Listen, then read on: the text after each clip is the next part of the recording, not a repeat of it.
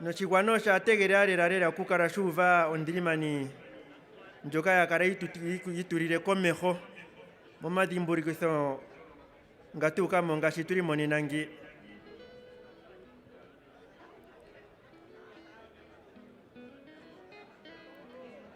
Yaro ndirimani shotamshituningire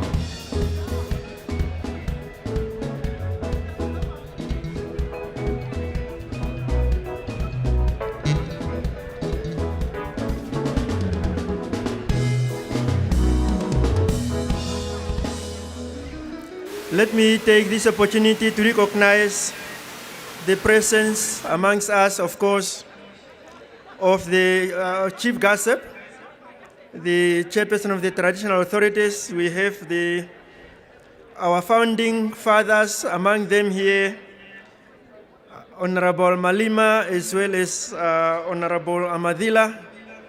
They are among us. We recognize their presence. The governors has also arrived here from several regions, as well as the members of the diplomatic corps. We recognize their presence.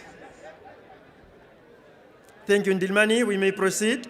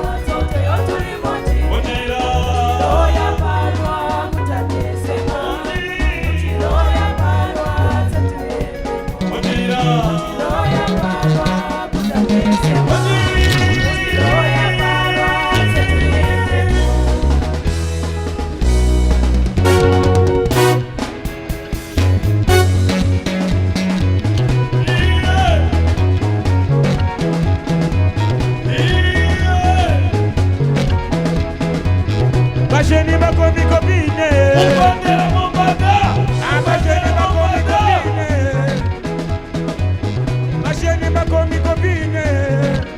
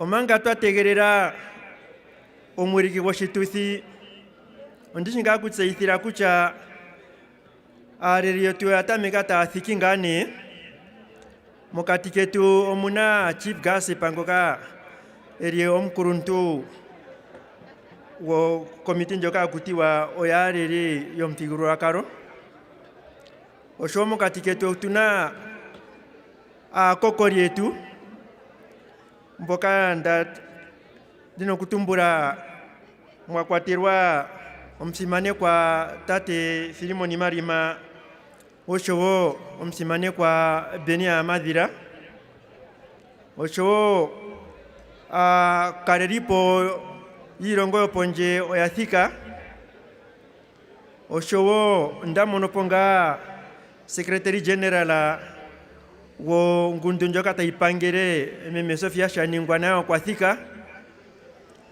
no governor ngadi toporwa imwe iri no iri odathika tulinyenga hapo kutamika no chituthi ngashi peshironge kidhangika okudhimburukwa omapendafure ngoka gatutetekera na ngoka gari momwenyo ngoka karata ga konjitha opo tukale twamanguluka se tukale tatutsakane ninga shita tutsakane ningi omedina roma penda fure ngoka tatudhimburukwa nina yaro ndirimani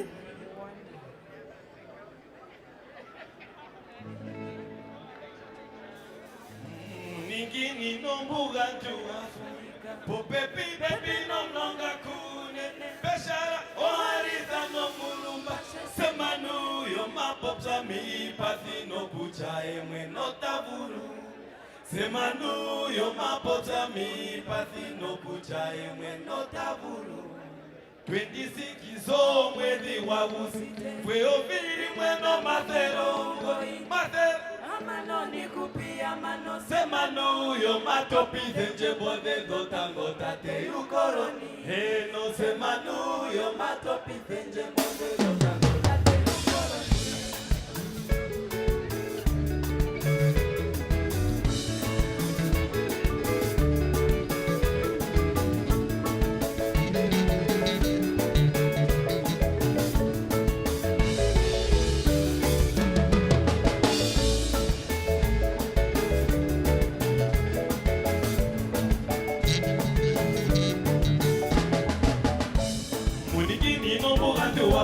Popepi pepi no mlonga kuni beshara oharita no mulumba semanu yo mapocha mi patino kucha emwe no taburu eno semanu yo mapocha mi patino kucha emwe no taburu muningini no mugandu wapo Opepi pepi no mnonga kuni Beshe oarita no mulu Bashe semanuyo mapota mi Pati no kutae mweno taburu Semanuyo mapota mi Pati no kutae mweno taburu Kwenjisiki so mwezi wabusi Kwe opiri mweno materomo Miromo hawa no diwupia Mano semanuyo matopi zenje Moge gota gota te yukoroni Semanuyo matopi zenje Moge gota gota te yukoroni Music!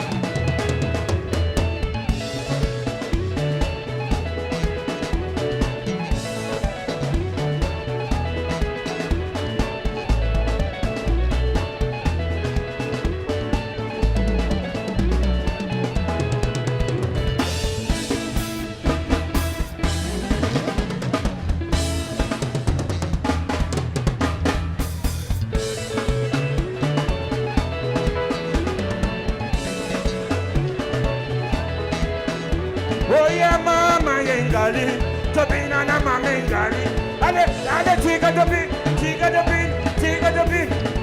Number 10. Number 10.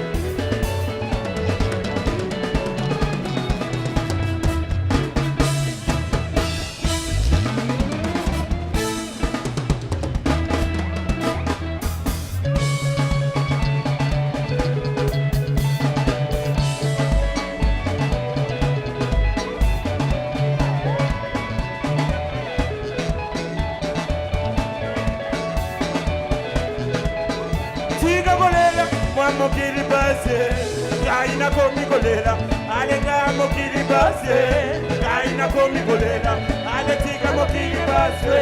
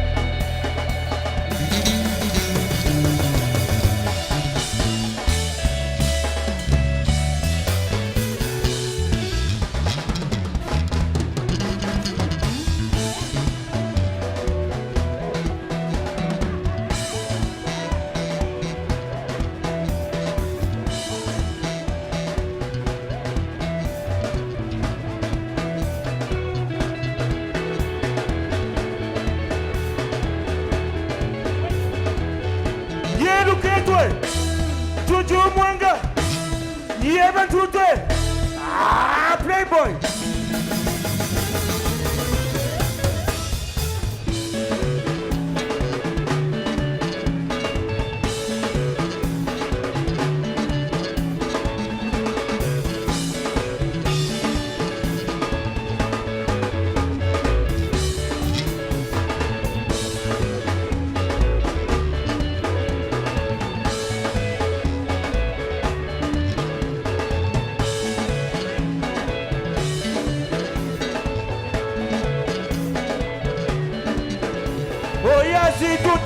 Situtalama yandile manya za kopina sikutale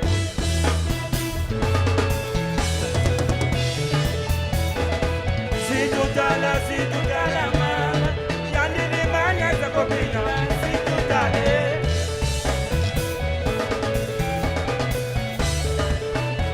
oya situtalama ale caso de buena za kopina sikutale.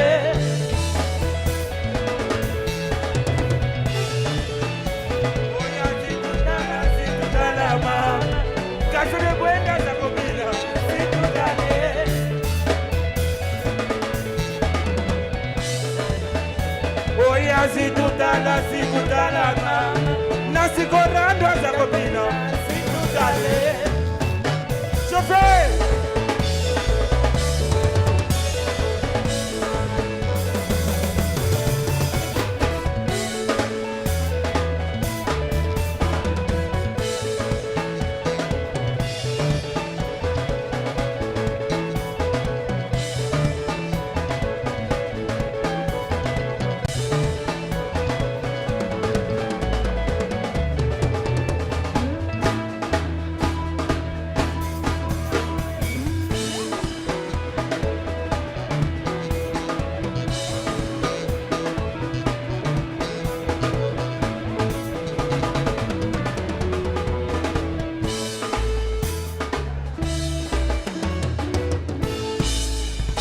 Namibia.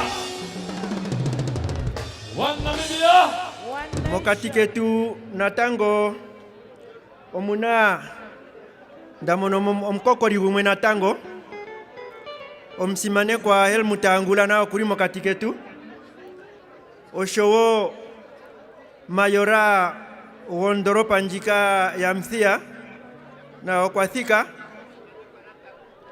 ochona nditambe kwishe ngoka erirepo omkurunto wa tararipo we diplomata anonandiche wa mboka akariripo irongo yo ponje ngoka kutiwa idhinajeo Jovelina Imperial Costa ngoka eri ambassador wa Angola mo Namibia akurintu yetu mboka ikheathika mo katiketu opo tudhimburukithe nayo esikundika jomapenda fure.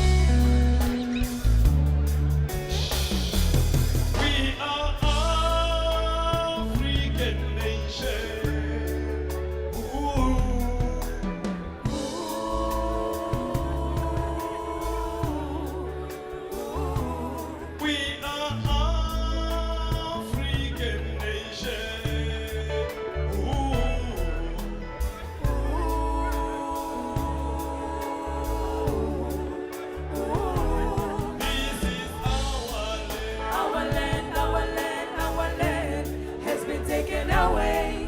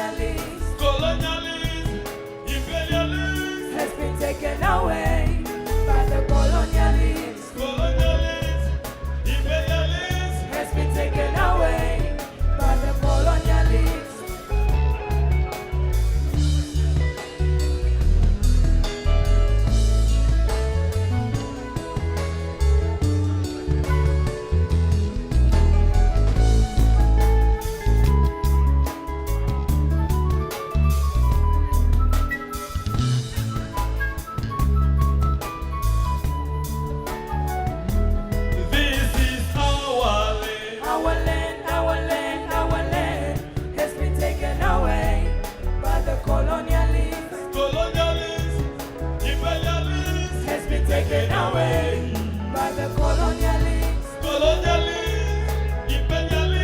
Has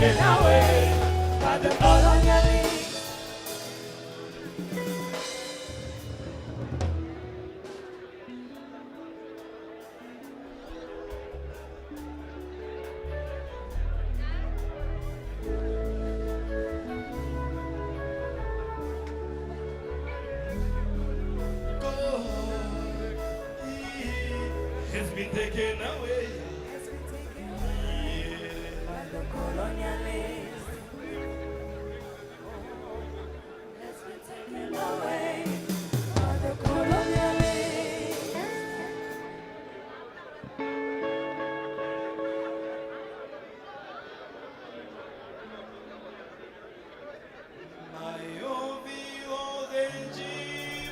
Namibia, Chokara,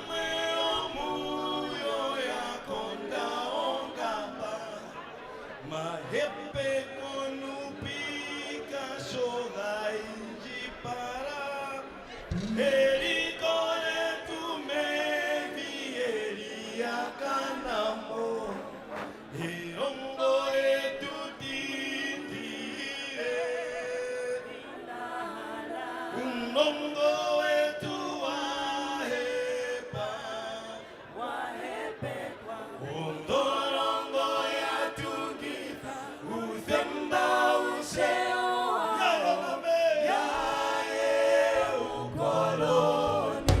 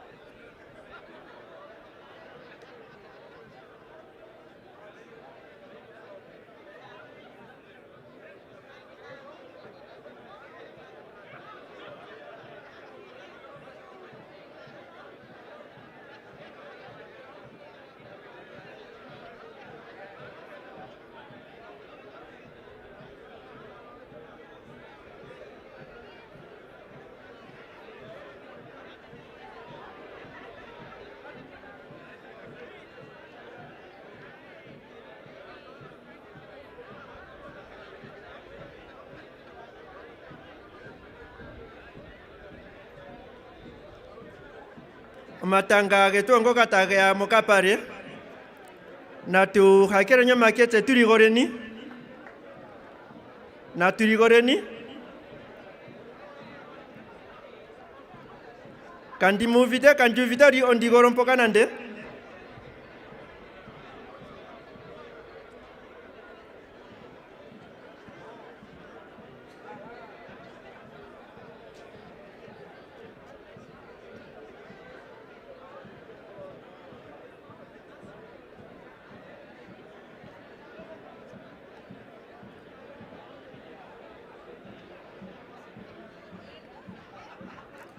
Mokatiketo tunao Honorable Lucas Asinimbo Muha ngoka eri kuruntumo National Council na kwa thiko mukuru mokatiketu na turigoreni ondigoro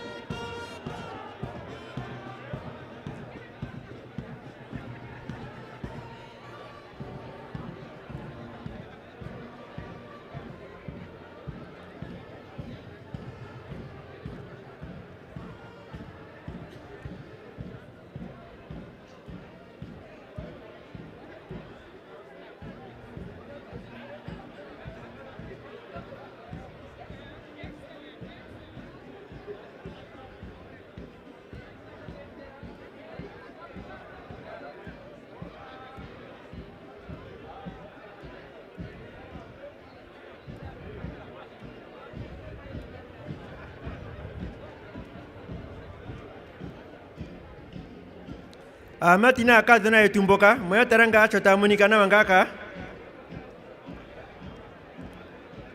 Amatina akadhona etumbo. Unsao Shirongo show, the pride of the nation. Those are our sons and daughters.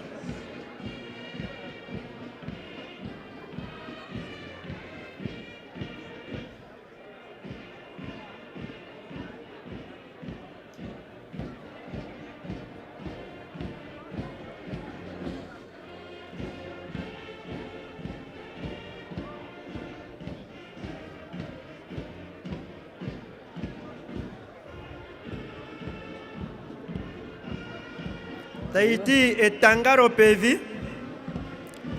netangaro mefuta, no momea, netangaro pombada. Tahiti otune tanga ndio ari konjo pevi, na ndi ari kingi ondira pombada mpea, na ndi mefuta ari neskepi. Matanga geri pamwengo kata ya mokaparenga kaka na mati yetu ya Namibia. Mboka irire pombire moshigwana.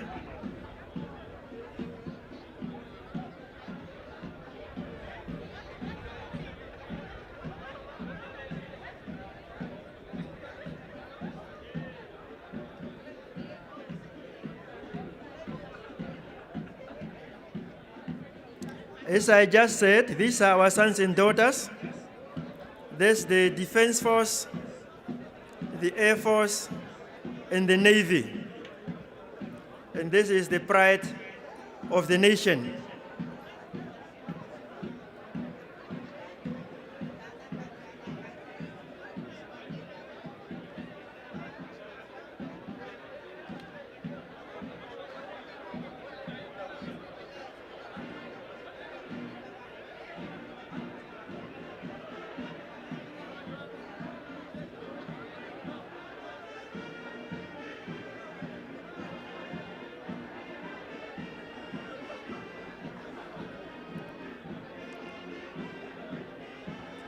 Ongom Namibia wa taro matanga taga sarutangao otohara weshike no wani mangei mapenda retungo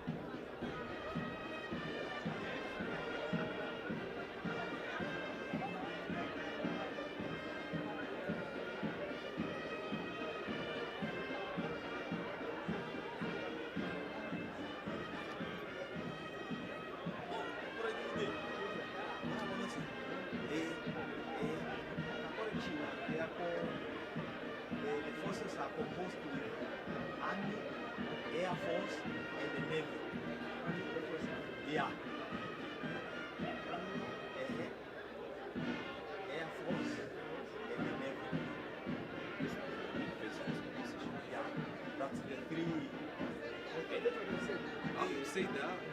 Is this Namibia Defense Force? Air Force? Navy. Yeah, but we mentioned them according to the seniority. Yeah. Namibia Defense Force composed. Namibia Defense Force composed of Army, Air Force, and the Navy. Yono jina yafika mapo ketanga jo kuku kutu jo mombata no jo mome.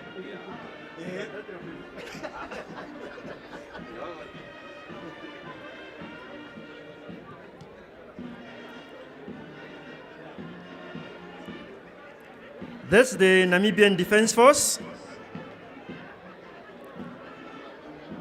composed of the Army, the Air Force, and the Navy.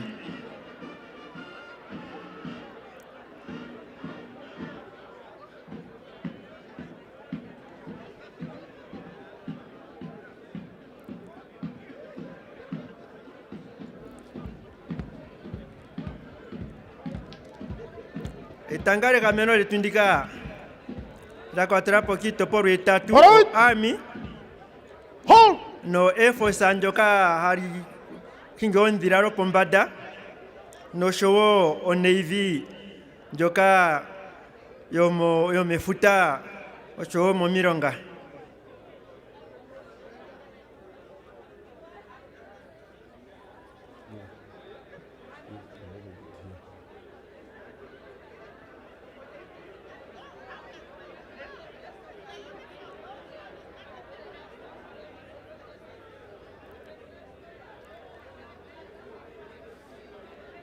Parade! Dressing! Dress!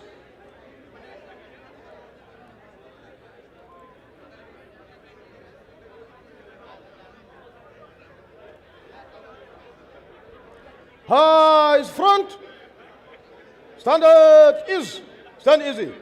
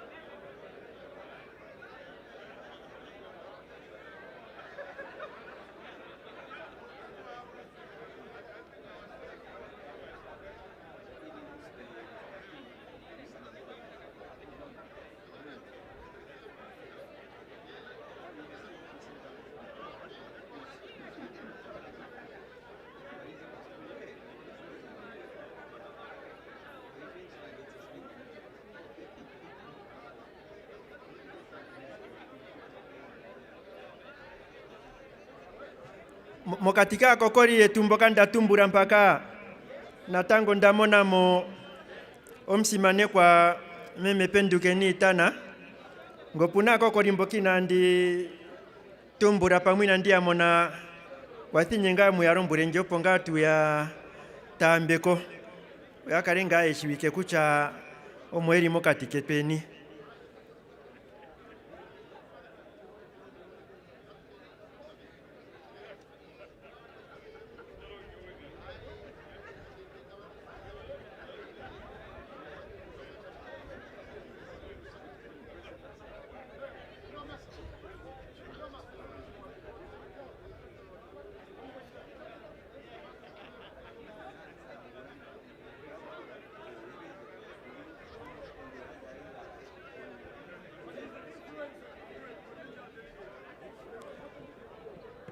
Makokorina tango omuna tatekuru omsimane kwa na sangula na kwa thika kulimo katiketu atumtambako ngashinga tatambako akokori aehe na kwa sima na onga mkokori kwa shirongo shetu omapenda furetu na mo shirongo shetu ngaka ngoka gaire ponjeta kaka konjero shirongo oposhi manguruke tukarenga shi turi mono mbiringi.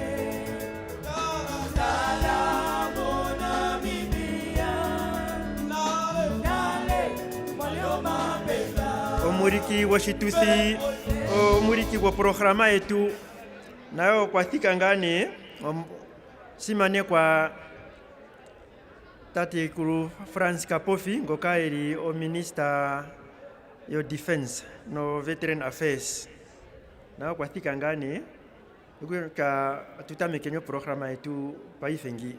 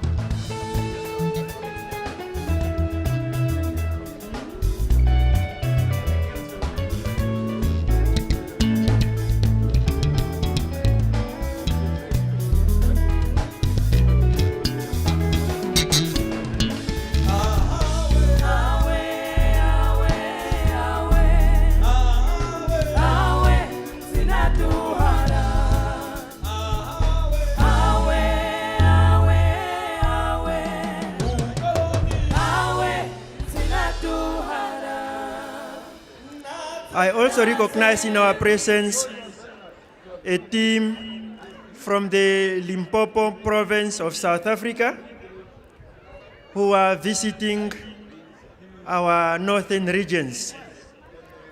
There are among them councillors, business people. So let's recognize their presence as we commemorate our Heroes Day. Mokatike tomu tunamo asimane kwa mboka ya zi ko Limpopo province anjoka ya South Africa. Mokatika omuna ana business oshowo o councillor. Boka ya tatarerepo itoporwa etu yokonor yo shirongo. Na tuyatambiko medimburgizo ndika risikureturo mapenda.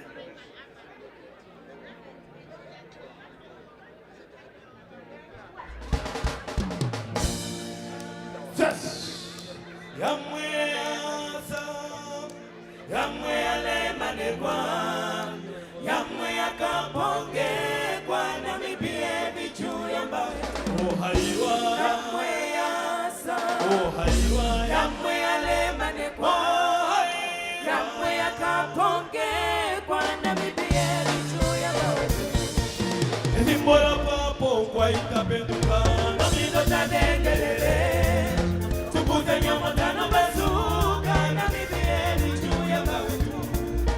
Ndimbola papo kwa itapenduka Kamilo tadengelele Tukuze nyama tano bazuka Namibia bichu ya mawe Ohaiwa Yamwe asa Ohaiwa Yamwe ale manegwa Yamwe akaponge kwa Namibia bichu ya mawe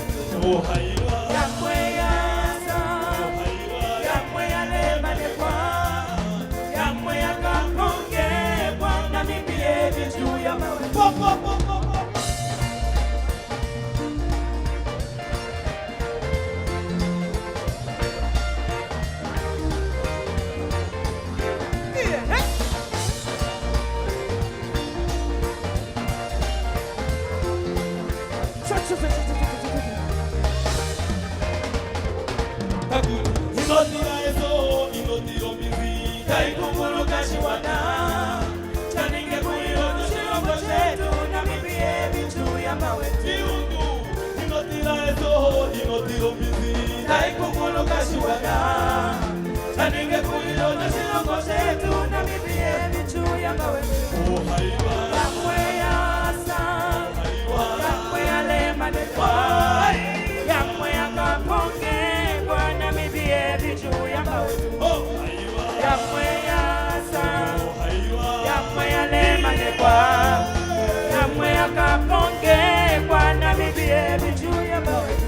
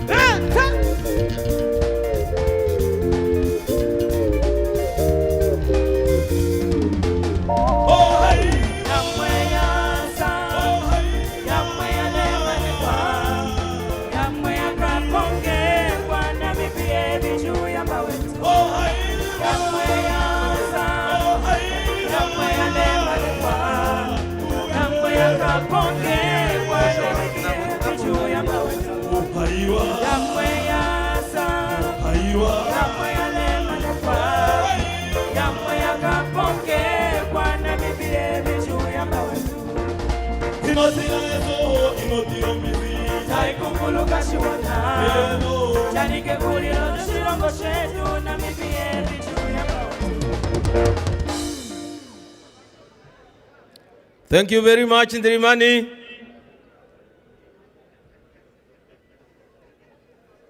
Good morning, everybody here. Can you hear me that side? Omuvitenge ngao kombingako. Omudite kongo kombako talifiki kongo kunyoko. Otakunya mukuru wango kunya. No kombingaku. Yeah, very good. Enjoy your day. This is the day of the martyrs of our country. This is the day we have been commemorating in honor of the fallen heroes and heroines of the Republic of Namibia. So please feel at home, all of you here present, and feel welcome to your day. We are about to start, but I would like to ask Ndirimani to continue to entertain us, or any other one who can do so. Please continue. I will let you at an appropriate time. Thank you. Yes, thank you very much.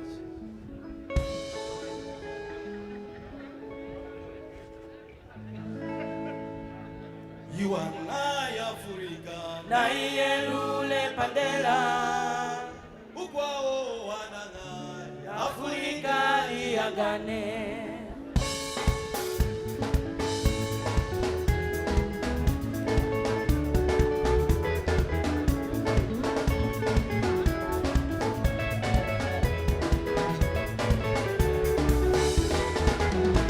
You are Africa. Naiyelule pandela. Ukwao wananga. Afrika iagane. You are Africa. Naiyelule pandela. Ukwao wananga.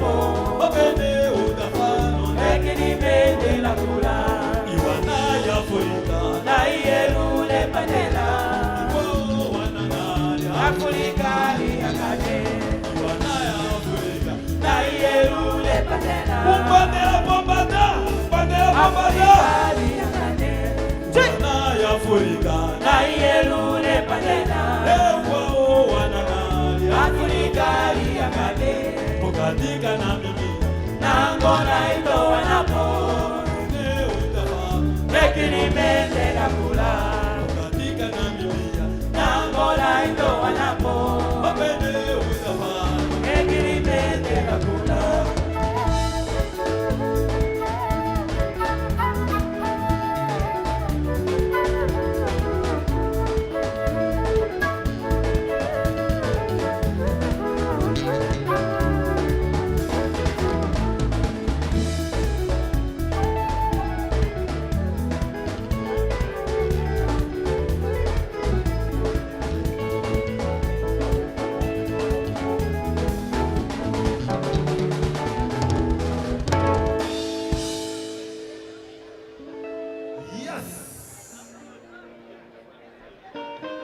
Remember this one?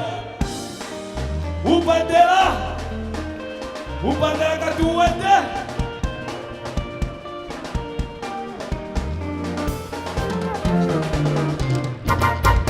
Omekelo nuyo matupinina. Chirayo tulandule. Alono sema setuwanite. Emango militari. Omekelo nuyo matupinina. Chirayo tulandule. Alono sema setuwanite. Emango militari.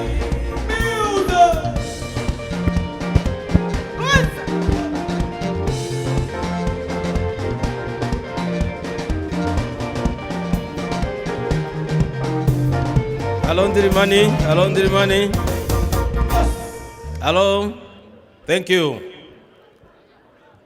We just want to announce the arrival of Omkwanilwa Wandonga Tatekulu Firimon Shumbwa Nangolo, and his delegation have just arrived. Please welcome him. Tatekuru Omkwanilwa Otpekutambura Nefimane Kwenene Yalo Ndamonanga Natango, other ministers arriving. Honorable ministers and other dignitaries, please feel welcome to the 26th August Heroes Day. At Omuthiya Wipundi, please Nirimani. Yeah, na tusikameni obuma tukiata Omkwanilwa kwasika tusikameni daleka shona manga Omkwanilwa hika ndo tuyo ntumba sikameni.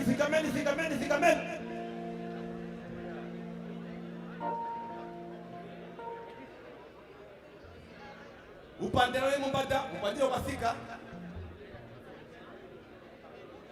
Ondongo pota ikara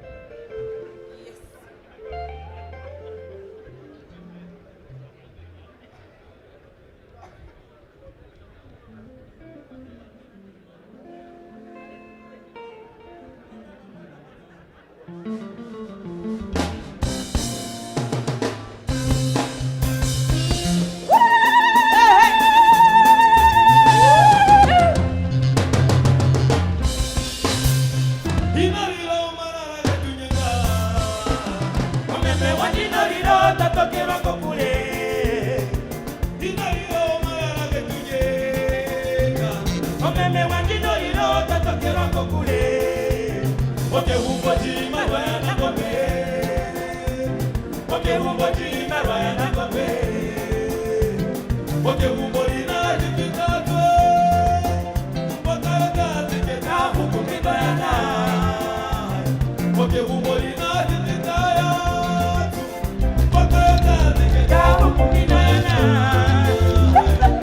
Ina hilo marara getunyega.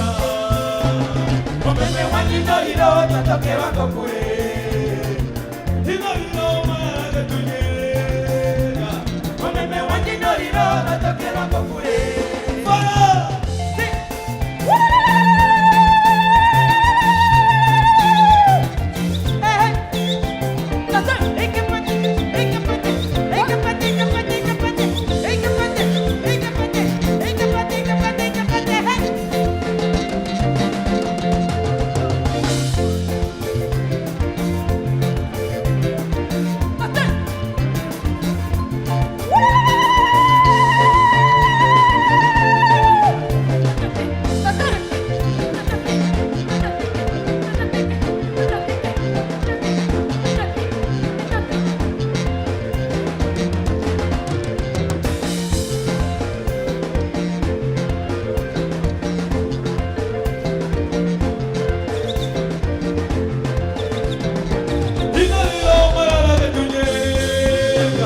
Omeme wanyinoliro tatokera kokule.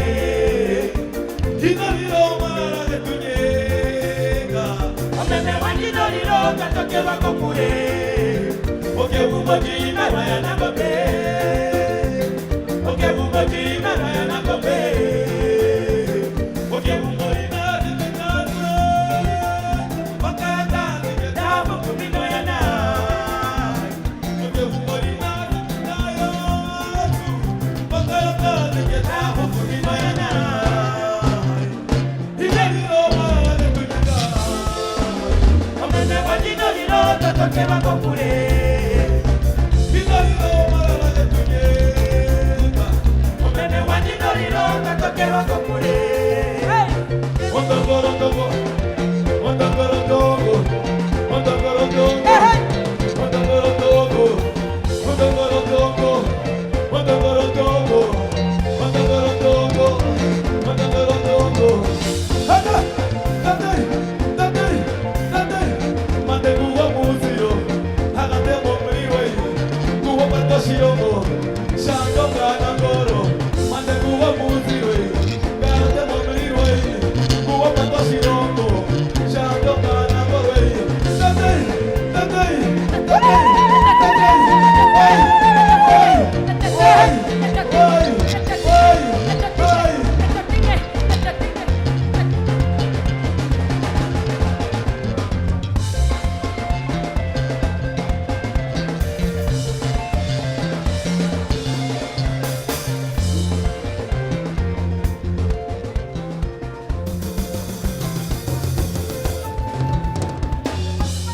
Yes. Tate kurumbanirwa otukutamburako otukutambagwa. At this time now, let's invite Shoro. Shoro, come join me on the stage. Come, come.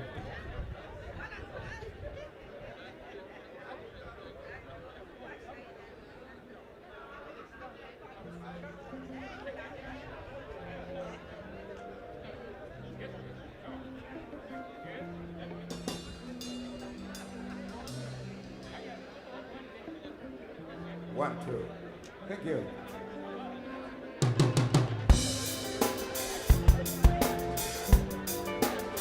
Yeah. Namibia, our motherland. Comando Babaita, Jase Vibola Papo, Sotahala Tuka, Memoka Hotel, Oyo Miliatu, Olo, Enyanyu Kuse, Pelila, Panyanyu Pagele Tulimo, Namibia, sotwa wana ekwelila twanyanyu kwangele tuli chilongo chetu sotwa wana Haiti talapata pudilili makuta openi inotalapo pepi totipa ya mwenyoko ukipembeti no kwikina kulunwa babesi kwinyako kule walandula sikunyu nidele kunyenye wawo totipa apawaja kwinandi kulongwele keumbo etoshima shakula torinye konkulunu kwengina patiko honde tala kuyuni haipo iraka haipo pilipia inota kutoshike okawe nobolo oma holi haiti nosho etu taliwirwa maishapo como mula tusibeli ongushu haiti likoletu tonjova hapu nova ongololi veli mokatiketu elgano mitwe mumwe no 1+1 Vota bake hame hava ilwifa alika winya kuwete oshone haiti hei tupashukeni nakada kasikala lao komanda Osa sisa de vivola guapo sota hala tukare monga Fire oyo pilietu Olo enyanyu kuse Kwelila tanyanyu kwangeletu Chilongo shetu sota wana Kwelila tanyanyu kwangeletu Namibia sota wana Music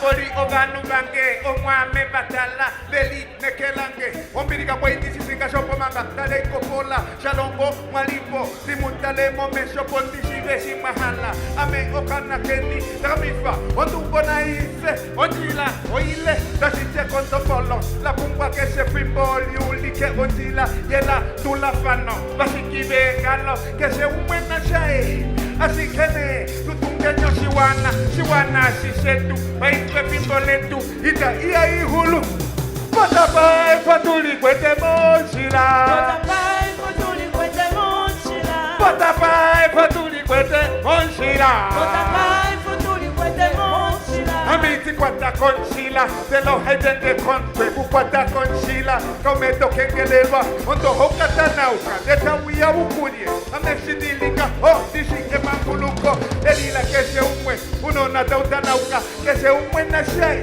Wapumbwa shiketala Diliko mesho yaye Wapumba etanga Diliko mesho yaye Kesi mwopo shili Kamna weli mopate Kese shitalingi Oba kulunu Oba uno na kucha Ota Japani. Thank you.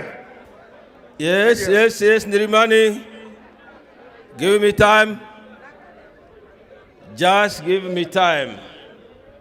I'm announcing the arrival of Comrade Honorable Governor Penda Yandakolo, Governor of the Great Oshikoto region. Comrade Governor, welcome. Comrade Governor Penda Yandakolo is just arriving.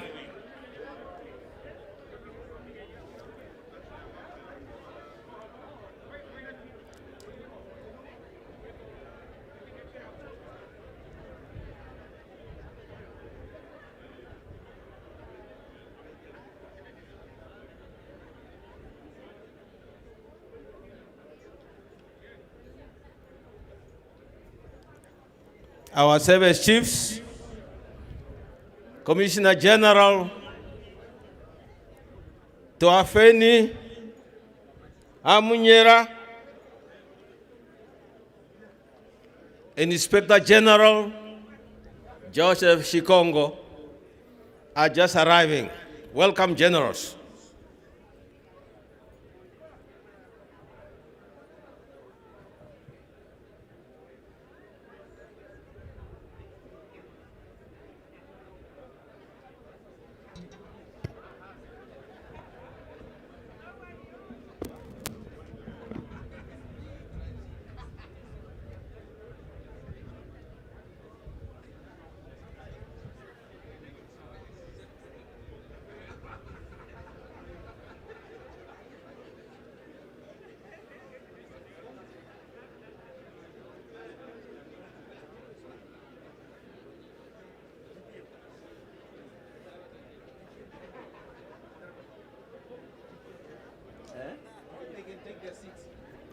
I am seeing the arrival of Deputy Prime Minister, Honorable Comrade John Mutora has just arrived behind my back. Comrade Mutora, I announced the arrival of the Vice President of the Republic of Namibia, Comrade Her Excellency Comrade Netumbo Nandi Ndaitwah, and General Ndaitwah. Your Excellency, you are most welcome.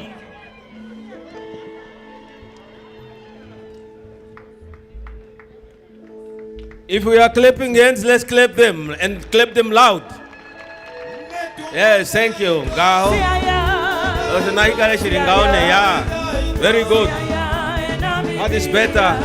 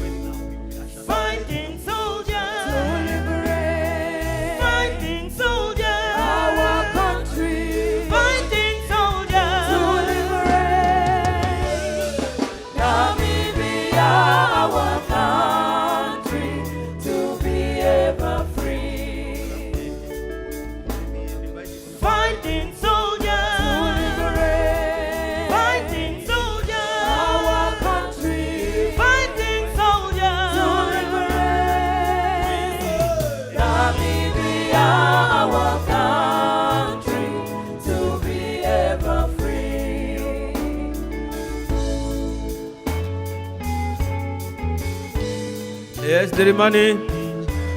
Dirimani. Dirimani. We announce the arrival of His Excellency Right.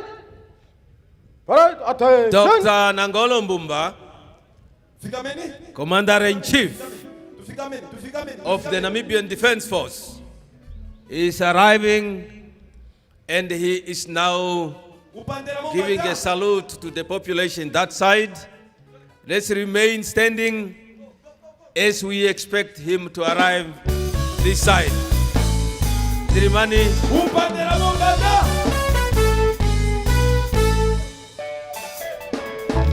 There he is. The president is moving now, waving to the population that side. One nation, one nation, one nation, in unity we shall stand.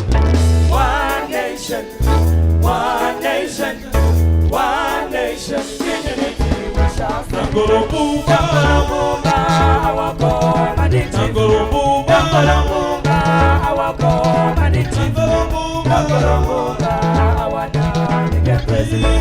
Nangolo Mbumba, our Namibian president. Nangolo Mbumba, our commanding. Nangolo Mbumba, our commanding. Nangolo Mbumba, our Namibian president.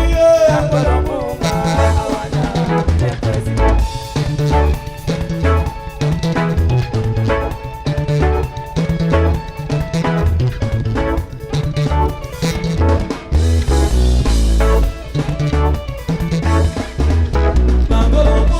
Our leader, our leader, he shall bear our guide the nation to prosperity. Our leader,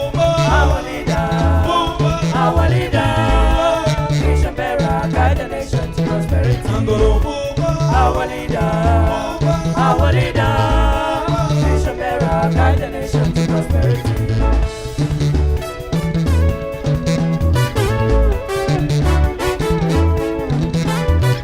President of the Republic of Namibia,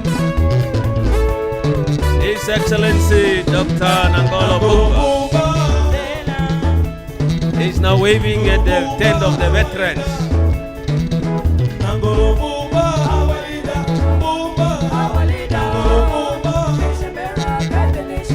Please welcome the President of our Republic.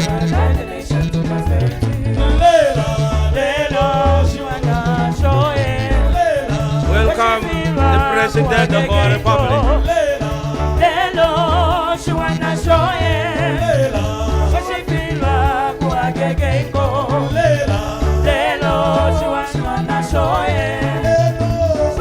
The President is disembarking from his vehicle. He will take up the dice to take the national salute. Please remain standing.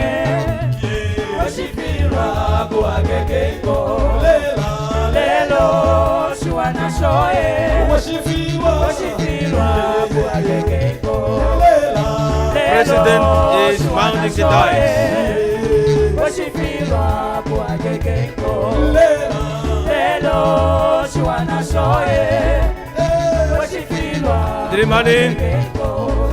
Dirimani, let's remain standing for the national salute.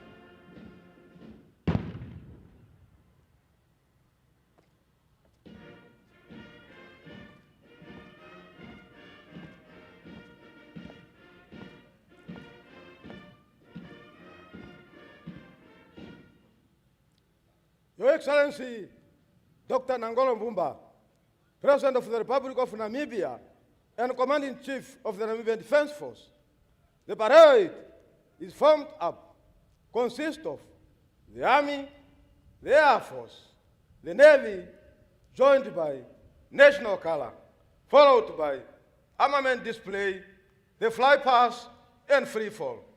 Ready for your inspection, reporting Brigadier General Paulus Setwadi Pinge, the General Officer Commanding 26 Motorized Infantry Brigade, and Parade Commander, Your Excellency.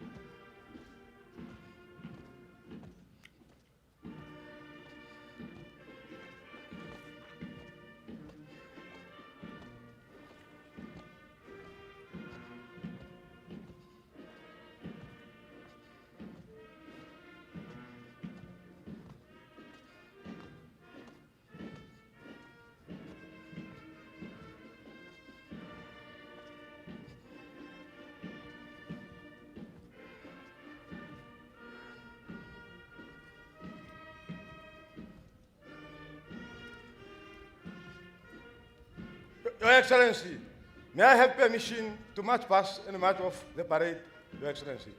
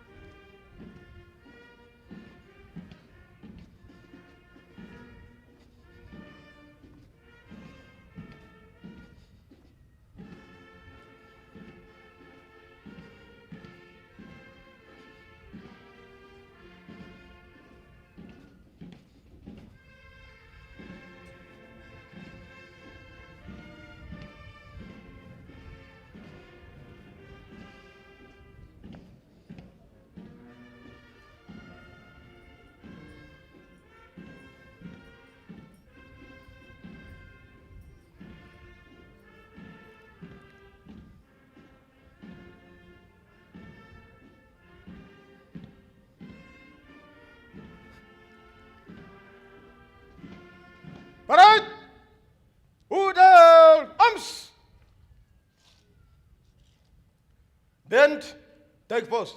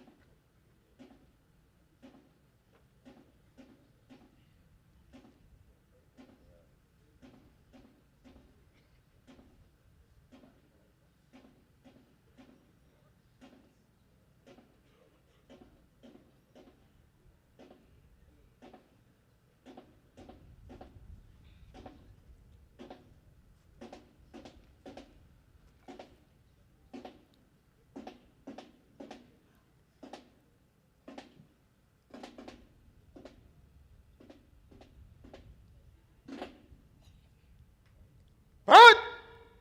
For the parade!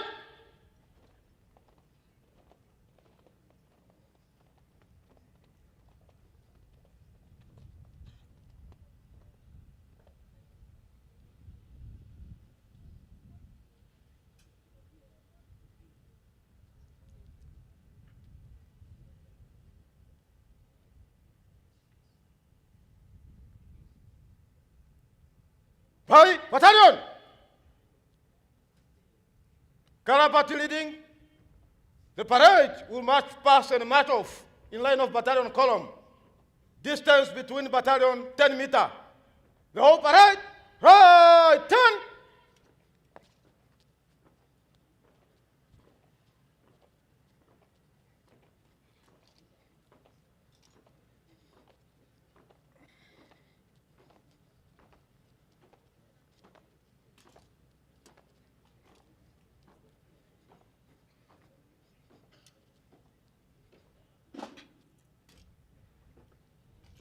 Parade, shoulder, arms.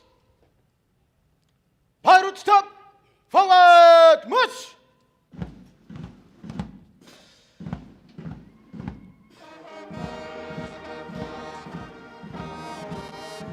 Parade. Left wheel by battalion. Left wheel.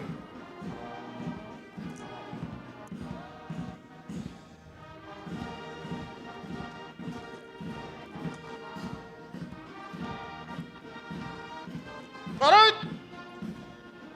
Left hand! The Namibian Defense Force. It is ready. It is ready for any other task assigned to it by the people of Namibia. Eyes right for battalion! Ceremonial, stop!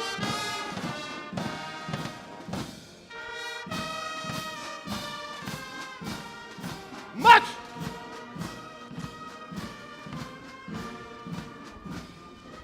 Eyes! Right!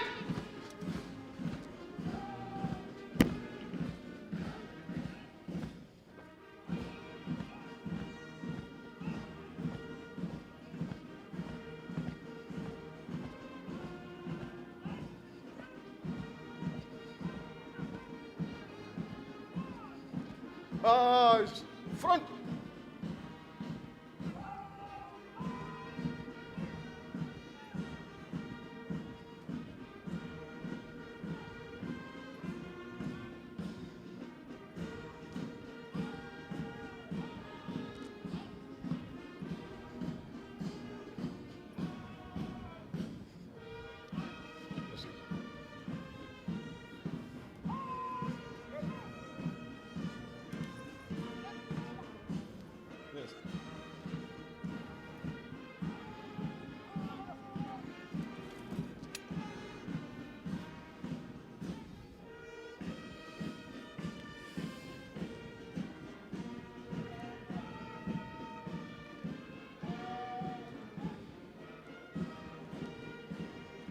Mwalimu arandie huya.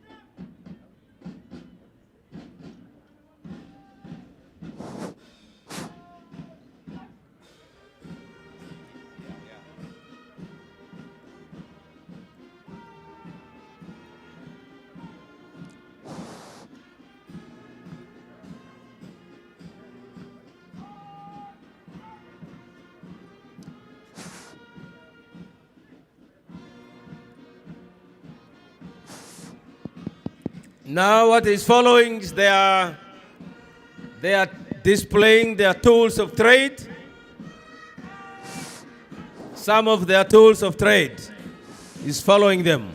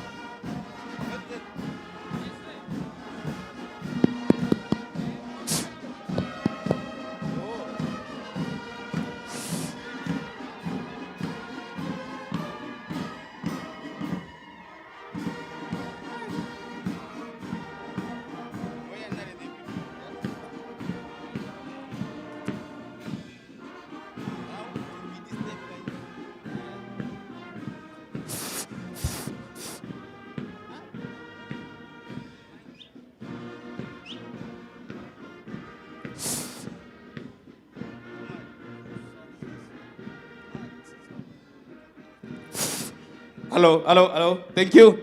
This is Lieutenant Colonel P. Munjele, the equipment announcer. As the advancing is advanced group of Agrare Marwa, a 4x4 vehicle for reconnaissance team. The two at the front are the Agrare equipment equipped with 7.62 by 54 millimeter PKM, followed by two commando vehicle, whereby the display commander is mounting currently. Followed by Namibia Special Force equipment, whereby a Agrare vehicle armed with 12.7 PKM and 7.62 millimeter LG machine gun. Followed by Toyota Land Cruiser with 12.7 PKM and 7.62 54 light machine gun. And the Land Cruiser equipped with heavy machine gun 20 military cannon. And followed by the airborne marching. The airborne are the ground combat forces by aircraft and airdrop into battle zone. Followed by two LG armed personal carrier for marine equipment equipped with 7.62 LG. Followed by 05P3 infantry vehicle of 21 mechanized infantry brigade. Followed by the Werewolf 2 and 3 turbo armed personal carrier. 2 by Werewolf commander communication vehicle from Signal Regiment.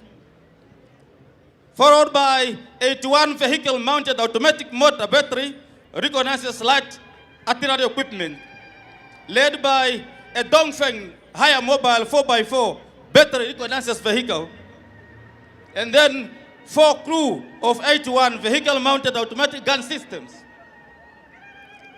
Behind are 2 ammunition vehicles. Then the last one is commando vehicle, a receiver terminal from the battery reconnaissance team. Followed by 2 Werewolf vehicle equipped with 0.23mm anti-aircraft gun system. Followed by 2 Land Cruiser coupled with 107mm multiple rocket launcher, a 12-barrel, popularly known B-12.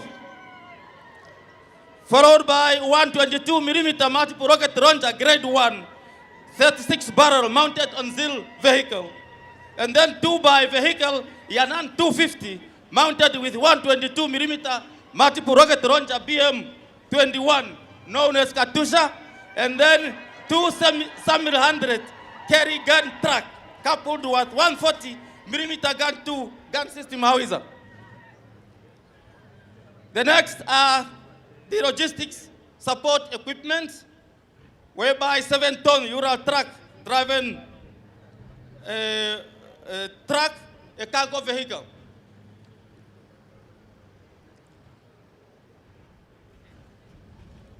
Followed by 7-ton Ural truck carried 7,000 diesel tank. Followed by a man truck carries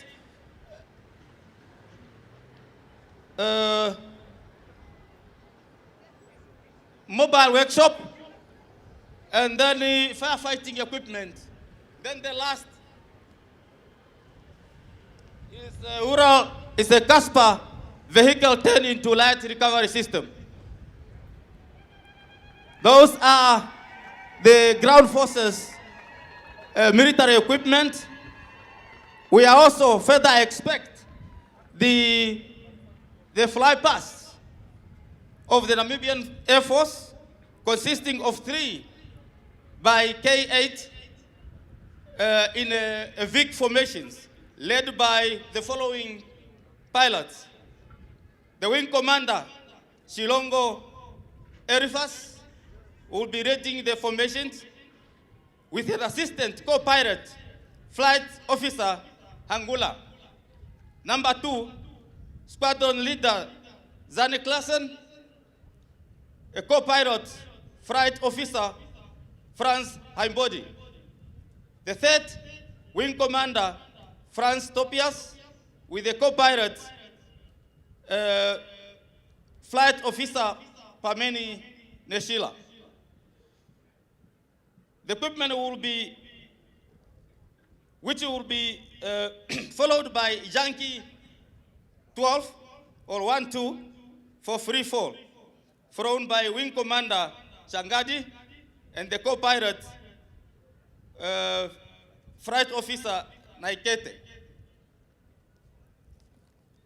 And thereafter, there will be a free fall led by Major F.K. Mutota, the jump master, or a disperser, carrying the national flag, followed by Sergeant G.T. Davids, the jumper, carries the AU flag. Those are the K8s passing by.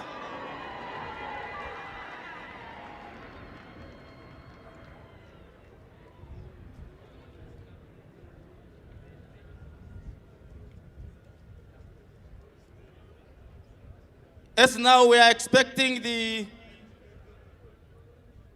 Y-12, which will drop the paratroopers.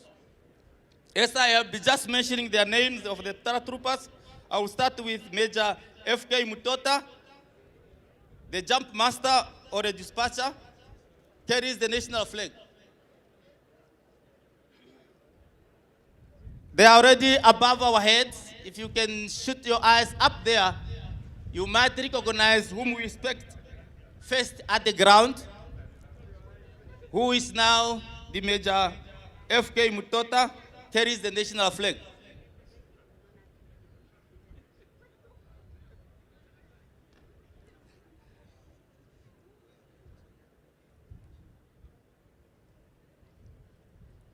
After Major Mutota, there will be Sergeant J.T. David. He's also a jumper, carries the AU flag.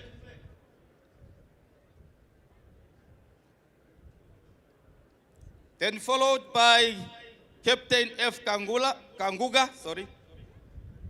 the jumper, carries the army flag. And then Sergeant M.M.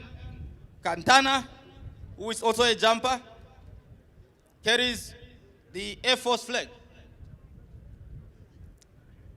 Then the last, Staff Sergeant S.N. Akumanga, assistant jumper or a jump master, carries the Navy flag. So let's expect them in a few minutes, or rather seconds.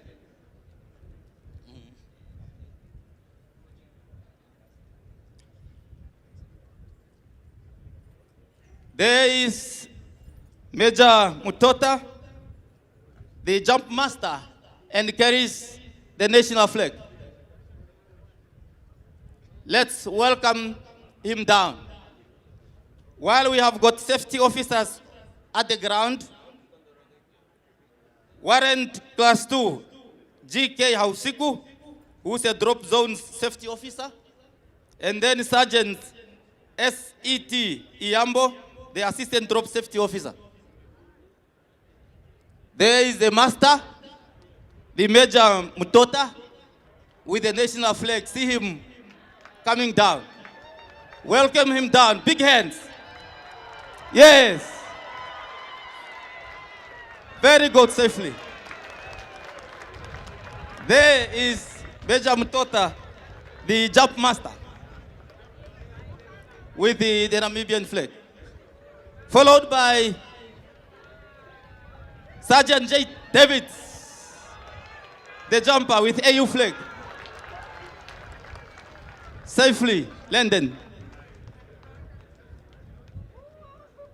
The other three still hovering in the air.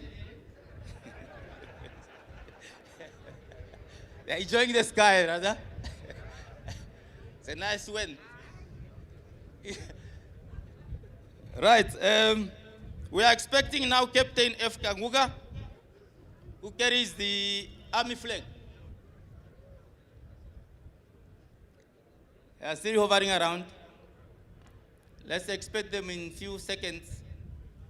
And how safety will they landed?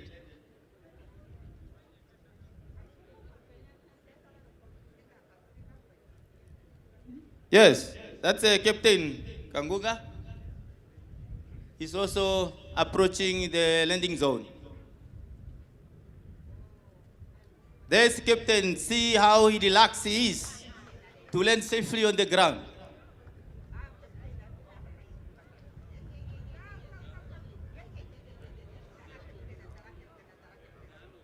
There he is, Captain Kangunga. I believe it will be a safe landing. Yes, thank you very much. Big hand for him.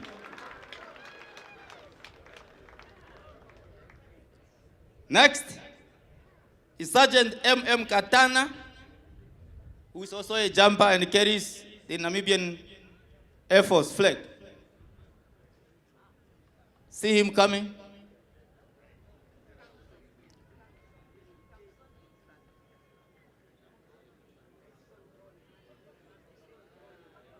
That's Katana coming. Yes. Thank you so much. Safe landing. Next, Staff Sergeant S.N. Akumanga carries the Navy flag. There is taking direction to the landing zone.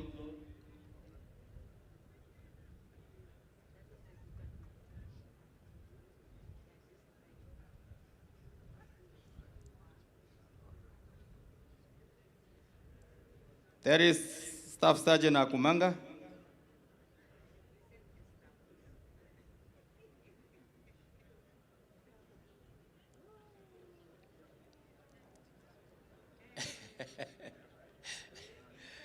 Let's hear the message from up there.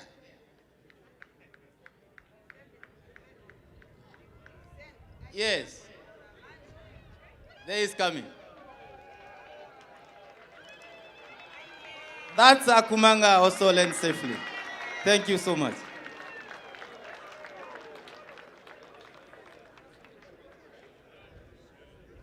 We are now expect the Anything else? We are now expecting the Junkie 12, flown by Wing Commander Sangadi and the co-pilot. Oh, this one also. Oh, this one they are done also as well. Oh, then apparently we are done with the last items on the NDF equipment display. And thank you so much. Thank you. Let's give them a very, very big hand. Thank you very much.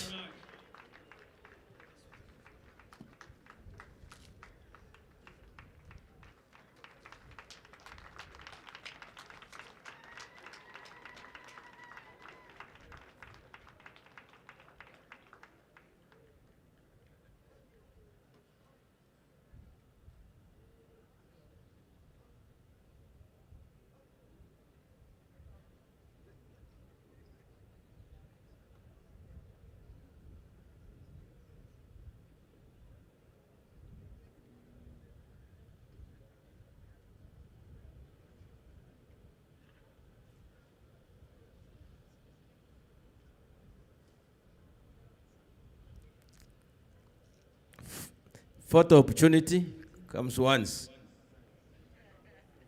So they deserve it.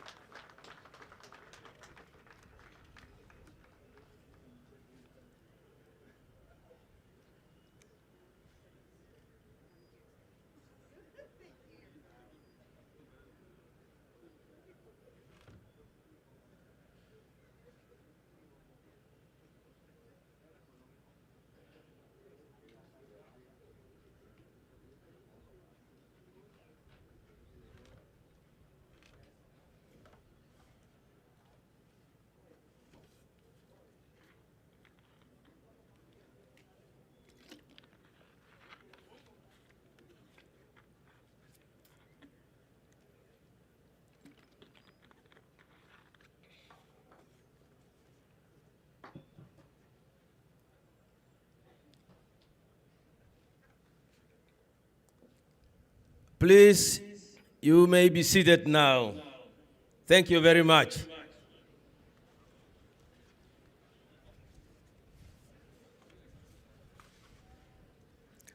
Your Excellency, Dr. Nangolo Mbumba, President of the Republic of Namibia, Commander-in-Chief of the Namibian Defense Force, Your Excellency, Dr. Netumbo Nandi Ndaitwah, Vice President of the Republic of Namibia, and Lieutenant General Epaphras Denga Ndaitwah, Professor Peter Kachavivi, Speaker of the National Assembly, Your Lordship Peter Shivute, Chief Justice, and Judge Shivute, Honorable Lucas Sinimbo Muha, Chairperson of the National Council, Honorable John Mutora, Deputy Prime Minister and Minister of Works and Transport, Cabinet Ministers, and Members of Parliament, Deputy Ministers, Members of the Diplomatic Corps, Honorable Sophia Nahango Shaningwa, Secretary General of the SWAPO Party, Honorable Mekahandri Venani, Leader of the Official Opposition in Parliament, and Madame Venani, if present,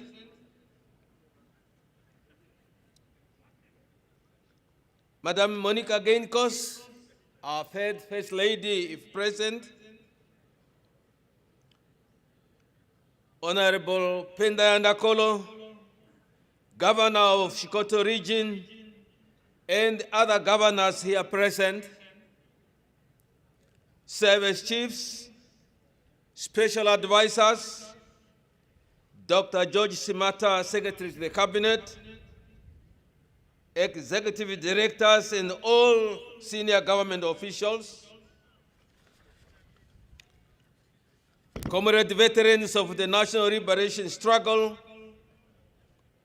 Chief Emmanuel Gasep, Chairman of the Council of Traditional Leaders in Namibia, and all other traditional leaders here present, all regional and local councillors present, Your Worship Councillor Johannes Ndeutepo, Mayor of the Omuthiya town, and other mayors here present,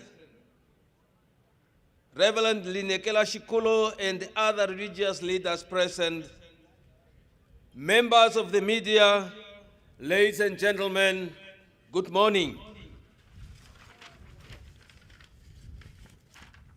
I would like to take this opportunity to welcome you all to the commemoration of the Heroes Day dedicated to the martyrs, heroes and heroines of the people of Namibia, who laid their lives for the good and for the cause of independence of Namibia.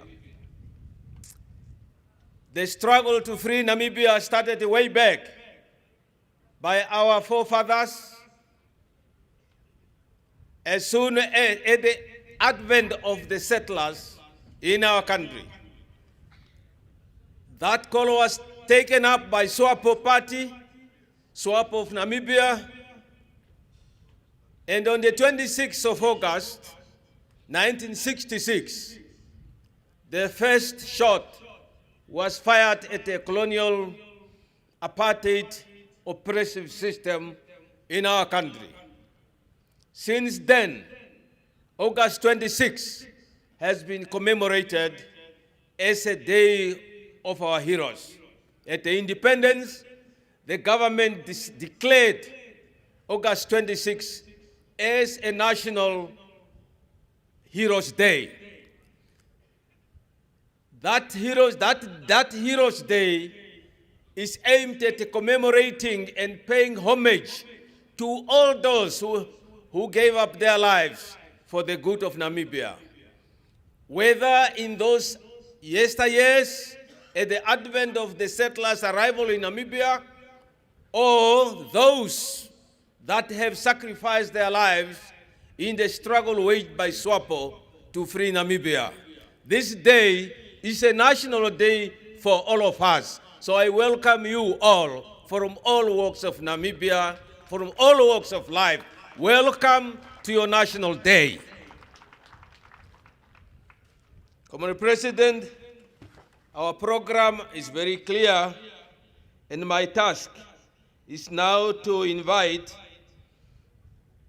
Reverend Linekela Shikulo to grace our occasion.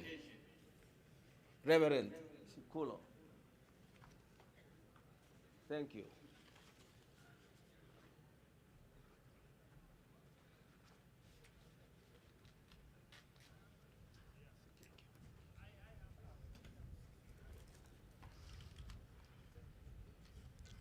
Ndasimaneka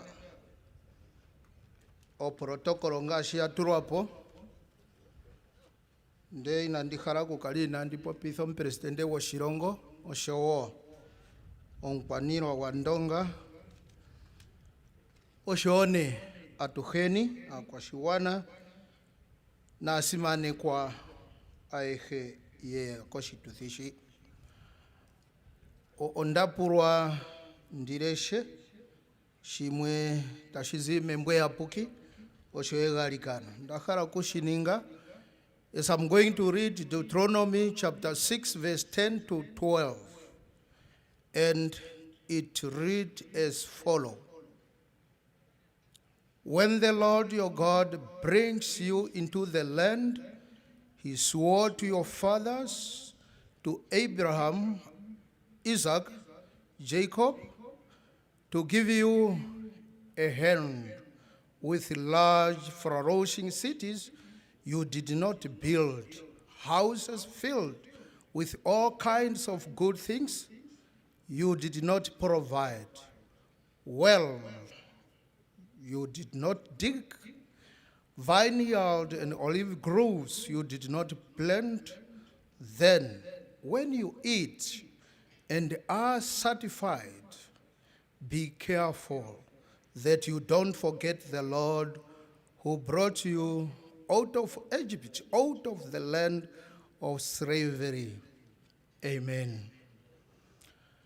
So we are here because of history. And I have read Embojonjokonona, the history of the Israelites when they were in the captivity of Egypt, when God led the Israelites out of Clony through leaders Abraham, Isaac, and Jacob, antu nembo yalipo pethimbo ndono oyali talombwerwa ompango. They were told how to conduct themselves. Accordingly, that they should not just go there and sit and eat and enjoy. Shono sharirwa nale kwa ambo yakalala nale ngashine yatumbulwa petameko yali yadhimbulukithwa kayadhimbwe. They should not forget. The message was so clear kucha mbono yakonjo petameko yali yakwathwa kukalunga opo anthu yavule kuza mupika onkenena nekuyasimaneka tasimaneke kalunga opo yakalemo nawa ngashitumbula yonena Haiti. Today we are here to celebrate shono shalongwa koya kwetu nale nazo tatudhimbulukithwane kucha mboka ya konjo nale, those heroes and heroines oya konjo nale shiri kaeno kudhimbiwa nena ondakoneka pena anthu yamwe inahara onjokonona. They don't want history. Some of them, they said history is useless. But my question is, why we are here today? Okuyasimaneko shasimana no nkondo. Namibia jamangurukani okuzahoka jakonjerwa koenji momvongono wa tumbula 26 August 1966. Sigone I hear one with Namibia tamangurukani, then we are enjoying peace today. A reminder, edhimbulukitho kutse ka tudhimbwe shoka shaningwa. Especially somebody whispered to me, especially born frees. Nowadays, they don't want the history to be told. Oyaharashike kuyakomeho na shoka shiripo shitafura. And I'm sorry to say, and some of them, they might even around here, enjoying ombirieto apo kuya kwao, ashiki inahara mboka ikonjere yasimanekwe na dhimbulukithwe tate president. They must be reminded. Na dhimbulukithwe. O history ino kukara iringa shiri. Ngere non tu inakaro history. If you say your name is Aveni Rinekera, Shikulo. So, your father, Tolandura Ukawia, it's a history. Onken na tusimaneke o history. Ondapandura, show Oshikoto, Omuthiya, antu aekea momwaro wunji, yakalirepo onjokonona. Ondapandura. Ando aruta continua. Ondapurwane ndininge galikano, onkeni. Otandi ndiro shitu thishika shende nawa no kudhimbulukwa omapenda gakalala. The late anjimba toivo ya toivo omwenyo wena wutsikire okuvululukwa mombiri shotaraleke tai okwatakuma. I will watch through the windows to see if they are making it or break it. And not to between the lines. Let us pray. The mighty God the Father, we want to give thanks to you for all what you have done for Namibia to be free. And today, as we are enjoying peace and stability, Father God, otekupandura natango tudhimbulukithane kuchongwe waningitha aiheyende nawa omakoma gali tagakambadhara gagali kanenwa mu magumbo gaholekwa muganzi ndesi wa Namibia talimanguluka shota tuchapulo mbiri opena yamwe yakhala kuidhanena omwa yadhimbulukitha ongoyo omwa ngero apopi atuhotu nokungungumana. Thank you very much, dear Father. Wetuetampa twakhala nekuchapulo shituthishino nokudhimbuluka mapenda gakalala nale setusikireko otatuindirene kalunga ketu kale pamwe natse okuza petameko joporohramani ngwa kontu ndetokala pamwe natse sigope holero. Guide all those who are going to speak today. Nde kalunga ketu totupombiri tokugalikana ngei in the name of God the Father, the Son, and the Holy Spirit. Amen. Thank you very much.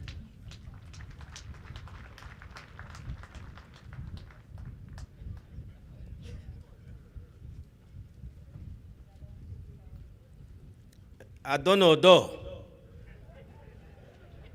ngaho o nandipandule omfita kegarikano ewana washiri. Thank you very much, Reverend Linekela. As I was acknowledging the presence of our dignitaries, I omitted to acknowledge the presence of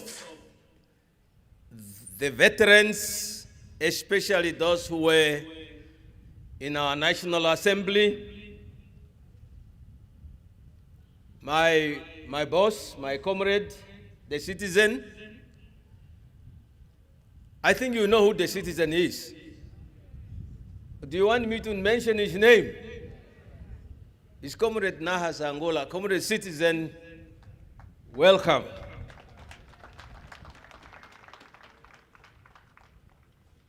I have also seen many other comrades like Comrade Pendu.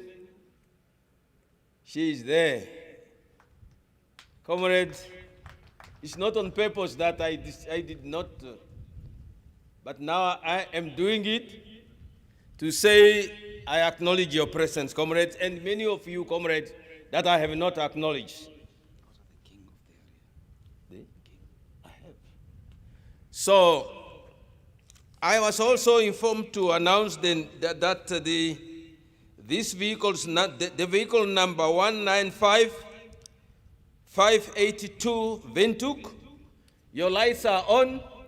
You may not find somebody to push you, or maybe your vehicle is an automatic, you may have problems. So go and get it fixed.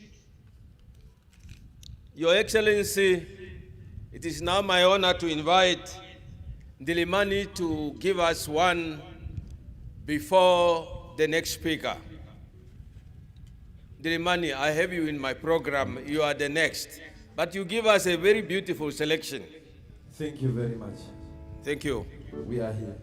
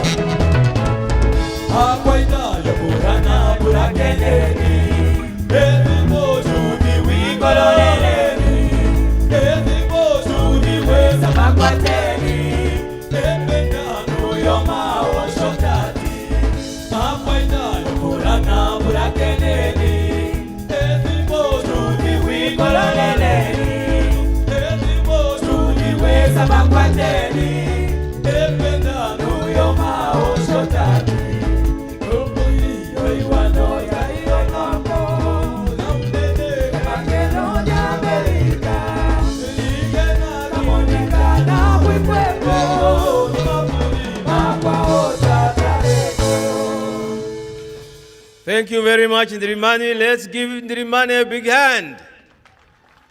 The music is beautiful. Thank you very much. Comrade President, I now have the honor to invite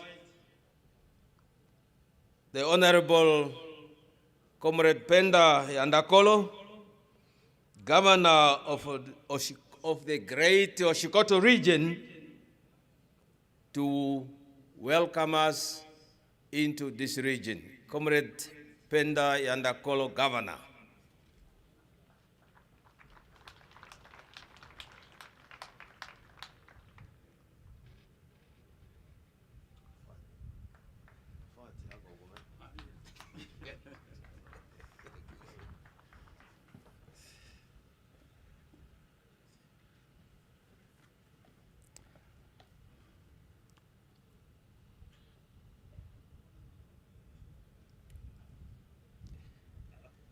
Director of Proceedings, Comrade Franz Kapofi, Minister of Defense and the Veteran Affairs, Your Excellency, Dr. Nangolo Mbumba, President of the Republic of Namibia, and the Commander-in-Chief of the Namibian Defense Force, and the Madam First Lady, Mrs. Mbumba, Her Excellency Dr. Netumbo Nandi Ndaitwah, our Vice President of the Republic of Namibia, and the Lieutenant General retired Epaphras Denga Ndaitwah,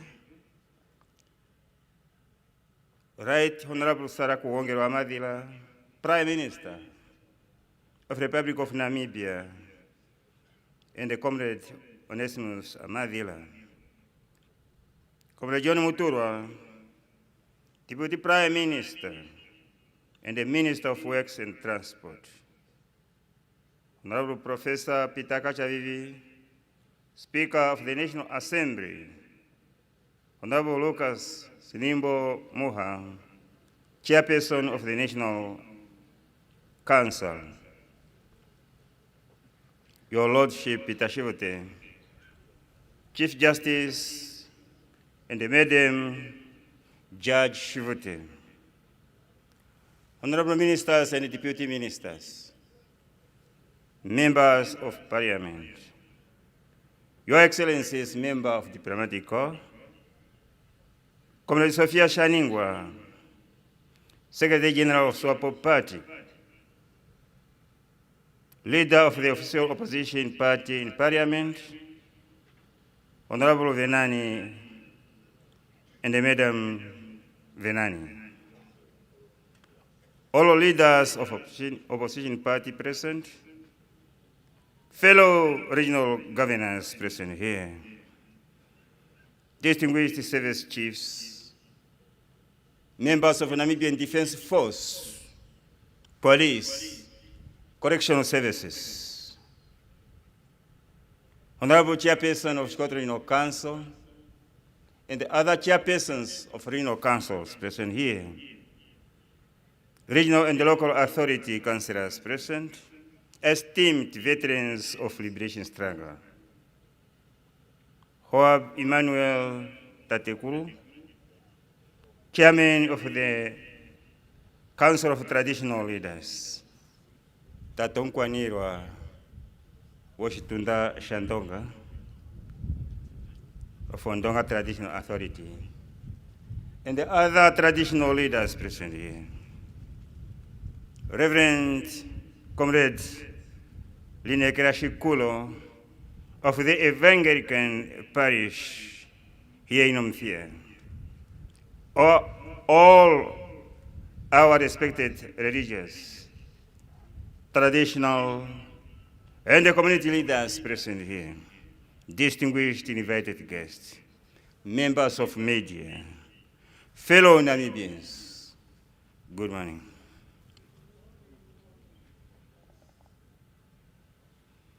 I wish to start by expressing our sincere thanks to His Excellency, Dr. Nangolo Mbumba, President of the Republic of Namibia, for directing that the Heroes Day 2024 be commemorated here in Oshikoto region under the theme honoring our Martys, heroes and the heroines.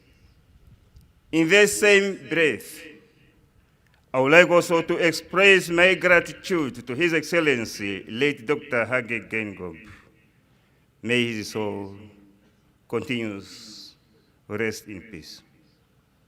For organizing the remembrance in Omuthiya last year, despite the fact that it was unable to happen for understandable reasons. On that note, Your Excellency, Comrade President, and on behalf of the people of this region, Oshikoto, it is my profound privilege and honor to welcome you all to the 34th Heroes Day Commemoration after independence in Omuthiya constituency of Oshikoto region. To our entire national and international guests, members of public, and everyone present here, thank you very much for honoring our invitation. I welcome all of you to Oshikoto region as we remember the heroes and the heroines of our motherland who offered their sweat, blood, and their life to attain the freedom we are all enjoying today. A special welcome to our heroes and the heroines, and the veterans of the liberation struggle present here today, and those that are not here. Words cannot fully express our gratitude and appreciation for their contribution you have made, my dear comrades. We enjoy the fruits of this country. It's because of you. We salute and honor all of you, my dear comrades. Your Excellency, Comrade President, fellow Namibians, today, the 26th August, is a joyous and an important day for all of us as one nation, as one people. We remember what happened on this day in 1966 at Umguru. The first shots were fired. Hundreds of our people were killed, massacred, tortured, and imprisoned for their freedom and independence of this land, our motherland, Namibia. Therefore, we are gathered here to revere our heroes and the heroines because they are the exemplars of love and devotion to our country, Namibia. This event is an indication that Namibians from different tribes, religions, races, and cultures together will not forget where we come from. We are where we are today because of the nobility of our heroes to end suffering in our country.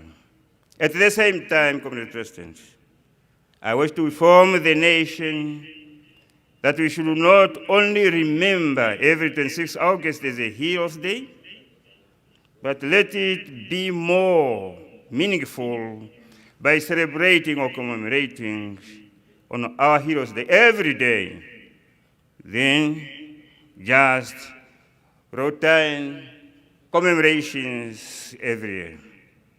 Your Excellency, sir, this day is the source of our national liberation, heritage. As Namibians, we are all expected to protect and strengthen our independence and dignity through vigilance, perseverance. Let us all, at any time and in any place, embrace patriotism, accomplishment, and the hard-earned independence. Our government of the Republic of Namibia, on the other hand, continues to maintain peace and stability by defending the nation against negative forces through its various law enforcement institutions. Comrade President, fellow Namibians, on this 34th commemoration of a Heroes Day after independence, allow me, Comrade President, to call on our young ones, young people, to grow up with appreciation for their heritage. I urge you to stop, think, and ask yourselves what legacy you want to continue with. Commit yourself to activities that contribute toward achieving the long-term dreams, because you are the hope and our future. Many of our heroes are still living, but they are getting older.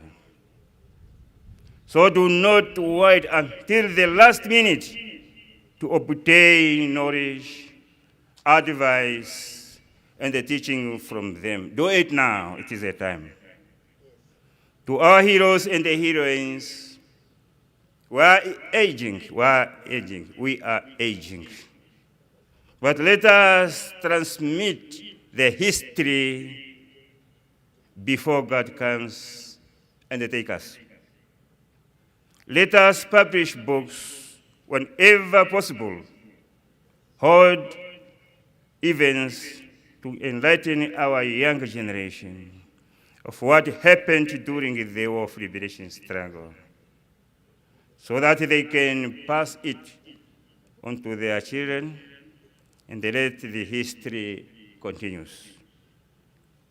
Fellow Namibians, let us continue to respect our heroes and the heroines, because without their sacrifices and the struggle they fought, we would not be in Namibia what we have today. Let us also continue to be united as one Namibia, one nation, as we go forward together. Stand up together.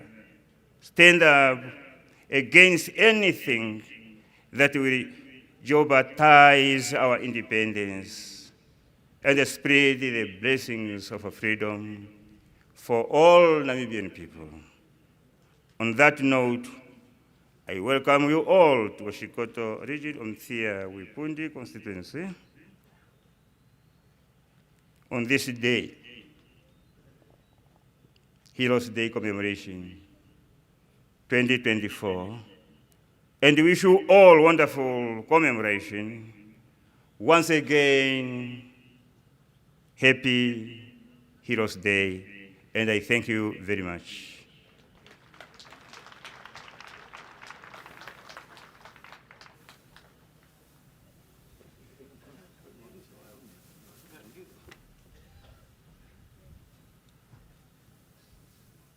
Thank you very much, Comrade Governor, for welcoming us. We all now feel at home. Are we feeling at home? Yes, I think that tent is feeling at home. But that one I can't hear. Are you feeling at home? That tent, maybe they can't hear me. But the tent behind me has acknowledged, but not too well. Are we feeling at home? Thank you very much.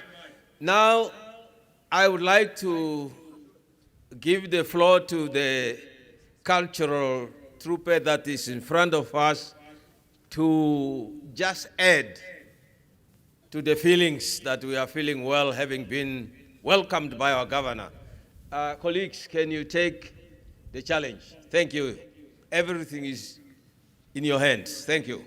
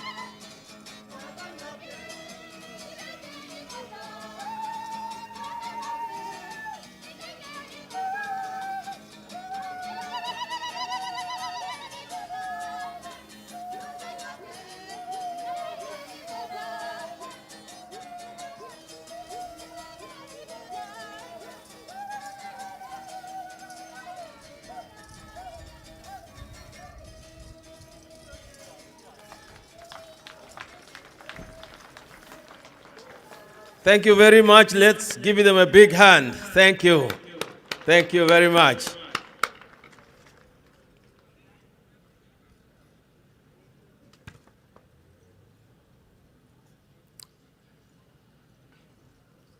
Your Excellency, dear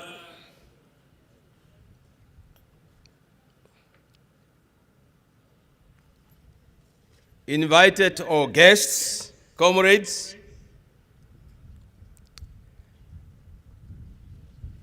I now have a very single honor to invite a very special person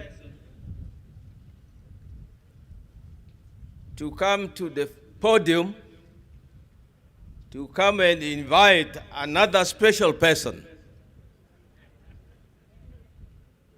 to address us. The special person I'm going to invite now is Comrade, Her Excellency Comrade Dr. Netumbo Nandi Ndaitwah, the Vice President of the Republic of Namibia, and the Vice President of the SWAPO party.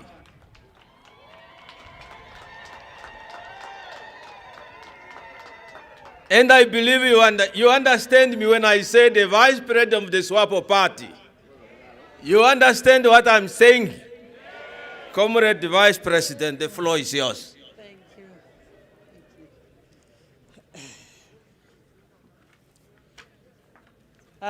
Thank you, Comrade Franza Kapofi, the Minister of Defense and Veteran Affairs, and our Director of Ceremonies, for giving me the floor.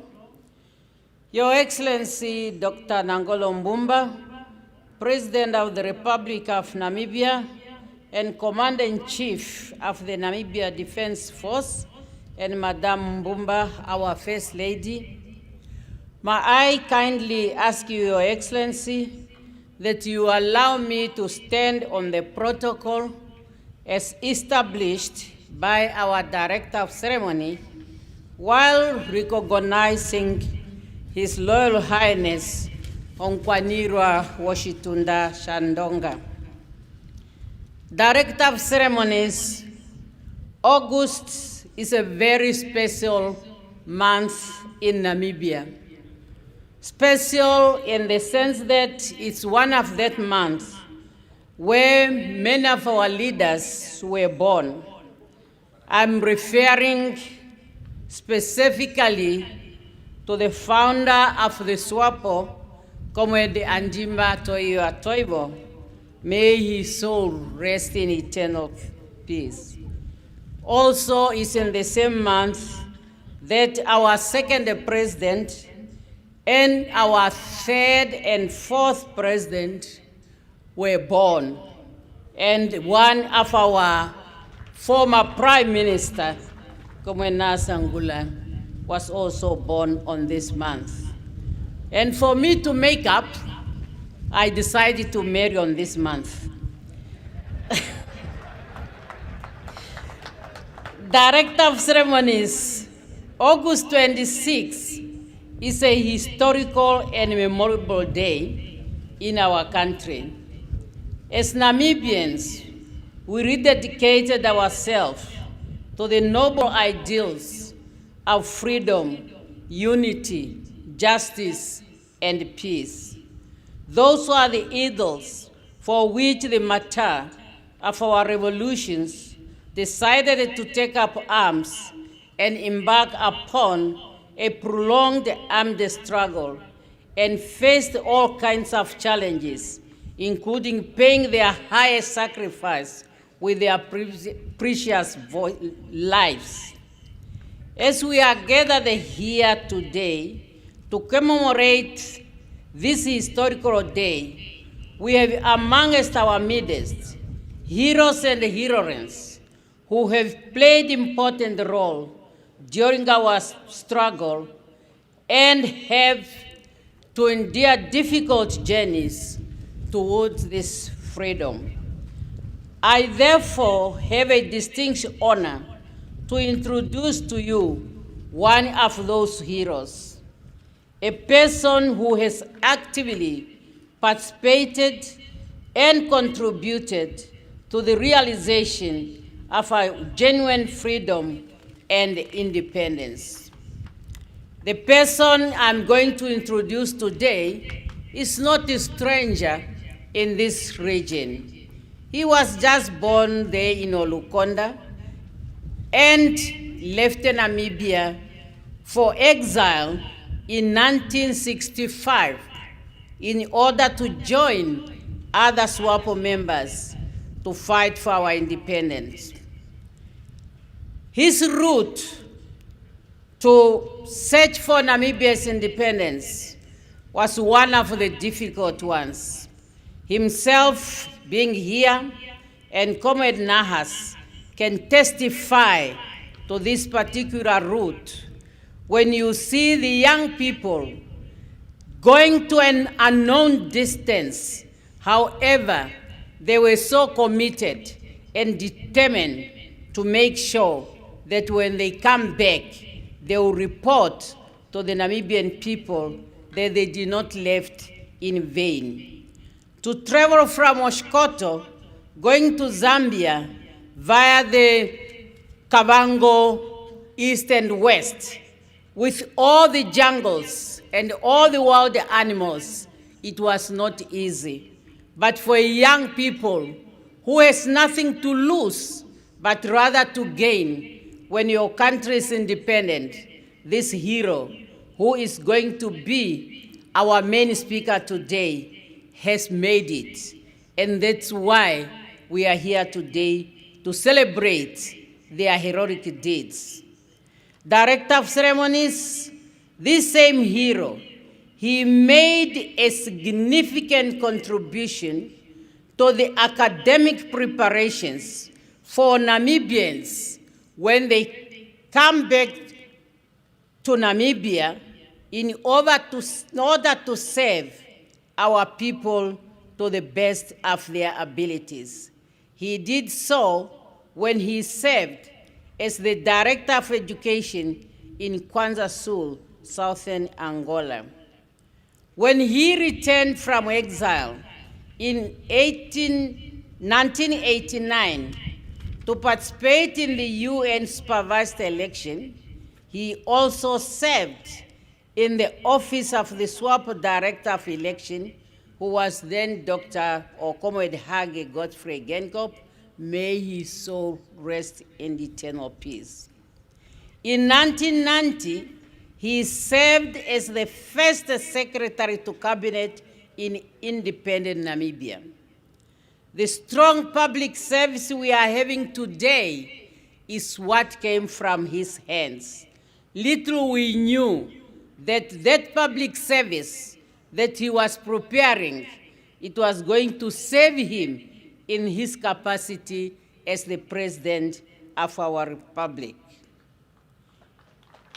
He was later appointed to serve as Chief Executive Officer and Joint Administrator for the integration of Walvis Bay and the offshore islands into Namibia, to the point that he is more a Walvis Bay than being Oshikoto resident, because he really served so many days there, conducting different meetings, very intricate diplomatic engagements, but due to his well-prepared and due to himself knowing what he really wants for Namibia, he succeeded. And today, Walvis Bay is integrated into Namibia, thanks to his vision. After his successful integrating Walvis Bay into Namibia, he has been identified and served in different ministries. This includes the Ministry of Agriculture, Water and Rural Development, the Ministry of Finance, the Ministry of Information and Broadcasting, and the Ministry of Safety and Security. Director of Ceremonies, there is nothing rewarding and the best preparation for a politician when you are to serve in different ministerial positions, as this will make you to understand the government and what the people of the country wants. And our keynote speaker is one of those. He even served as a Secretary General of SWAPO Party. And then later, in 2018, he was appointed as the Vice President. Director of Ceremonies, national heroes are defined as people who are selflessly, courageously, and noble. I therefore believe I am speaking on behalf of all Namibians when I say that one of the most heroic acts by our keynote speaker today is when, on the 4th February 2024, one of the darkest days in our nation's history, he took up the greatest challenge to steer this country as it is fourth president, making Namibia a shining example of peace, stability, and a strong democracy. I knew that was not easy, because to take up such a heavy responsibility from a person who's closer to you, he was more a family person than anything, and a friend and a comrade. But because of that courageous and the noble deed, we see where we are today. As the Proverb 24:04 says, and I quote, "A king who governs with justice makes his country strong." The leader we are having today is governing our country with justice, and definitely he is making our country strong. May I kindly ask you to stand and join me as I invite our keynote speaker to the podium. Comrades, Your Excellency, Dr. Nangolo Mbumba, President of the Republic of Namibia, the Namibian nation, all over the country are ready to listen to your address. You are welcome, Comrade President.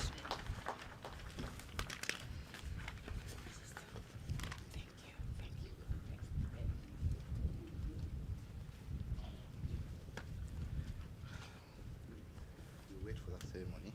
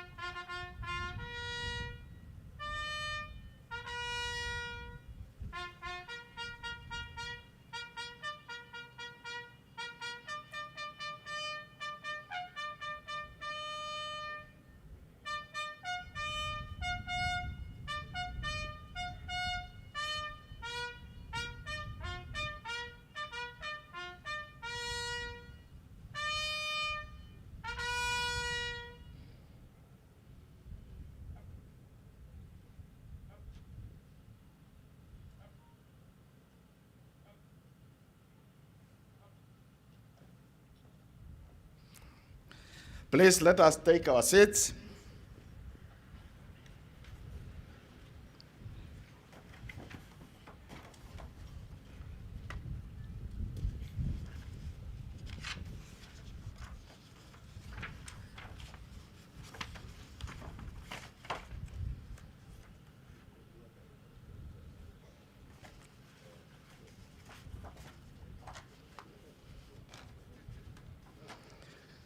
our Director of Proceedings, Honorable Franz Kapofi, Minister of Defense and Veteran Affairs,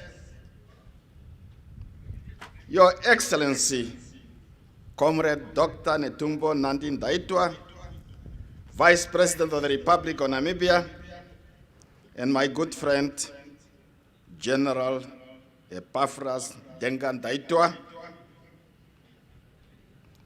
Honorable John Mutorwa, Deputy Prime Minister and Minister of Works and Transport, Honorable Lucas Sinimbo Muha, Chairperson of the National Council, Honorable Ministers and Deputy Ministers, Honorable Members of Parliament, Your Excellencies, members of the Diplomatic Corps, Secretary General of the SWAPO Party, Comrade Sophia Nahango Shaningwa, leaders of political parties here present,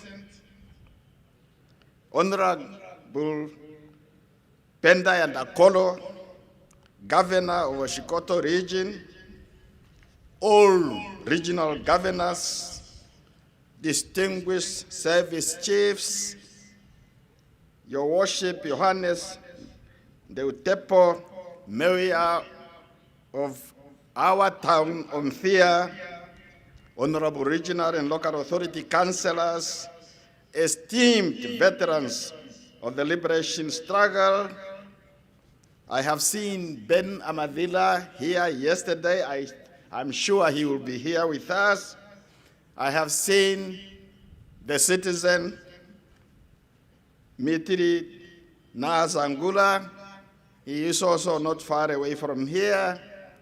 Memependukeni Ivula Itana, former Minister of Justice, doing justice to the history of Namibia, and former Minister of Home Affairs, Gaub Emmanuel Gasep, Chairman of the Council of Traditional Leaders, Onkwanirwa Philemon Shumba Nangolo of the Ondonga Traditional Authority, and I want you all to note the name Nangolo in that connection. Same root. The Reverend Linekera Shikulo of Elsin Parish, Omuthiya.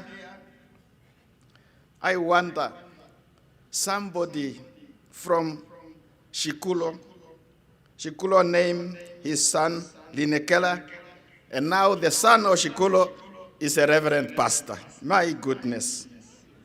What a contradiction. The Shikulo used to be just fighters, fighting in the bush there. Now they are the reverends, teaching us the words of God. All our respected religious, traditional, and community leaders here present, distinguished invited guests, members of the media, fellow Namibians. Yeah, it's still morning. Good morning, Omuthiya. Good morning, Oshikoto. Good morning, Namibia. I think it will be an injustice on my part if I don't recognize some people, even if they are not here. But this is their country in the first place, and all the authorities we claim to have now stem from their hard work. First, among everybody else, Dr. Sam Shafishuna Nuyoma, our first president. Second, Dr. Hifikepunye Pohamba. The middle name, I cannot mention it, otherwise I will be in trouble. Our second president. Wherever they are here, wherever they are following what we are doing here. We remember our third president, His Excellency Dr. Hage Gottfried Geinkop. We miss him. We will always miss him, but we promise to keep moving on. I have mentioned some of the veterans and the veterans of the liberation struggle. This is your day. It is not our day. It is not the day of those who are speaking. It is not the day of those who are cooking and they enjoying food. It is in memory of those who fought, those who sacrificed their lives for us to be independent, for Namibia to be free. The honors, the glories belong to them.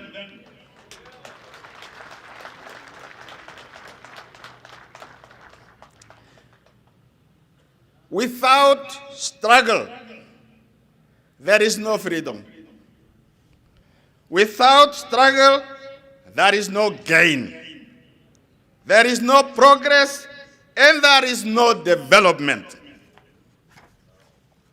On this significant day, we have gathered here in this vibrant town of Omuthiya to pay tribute to and salute those gallant sons and daughters who participated and fought in Namibia's struggle for independence.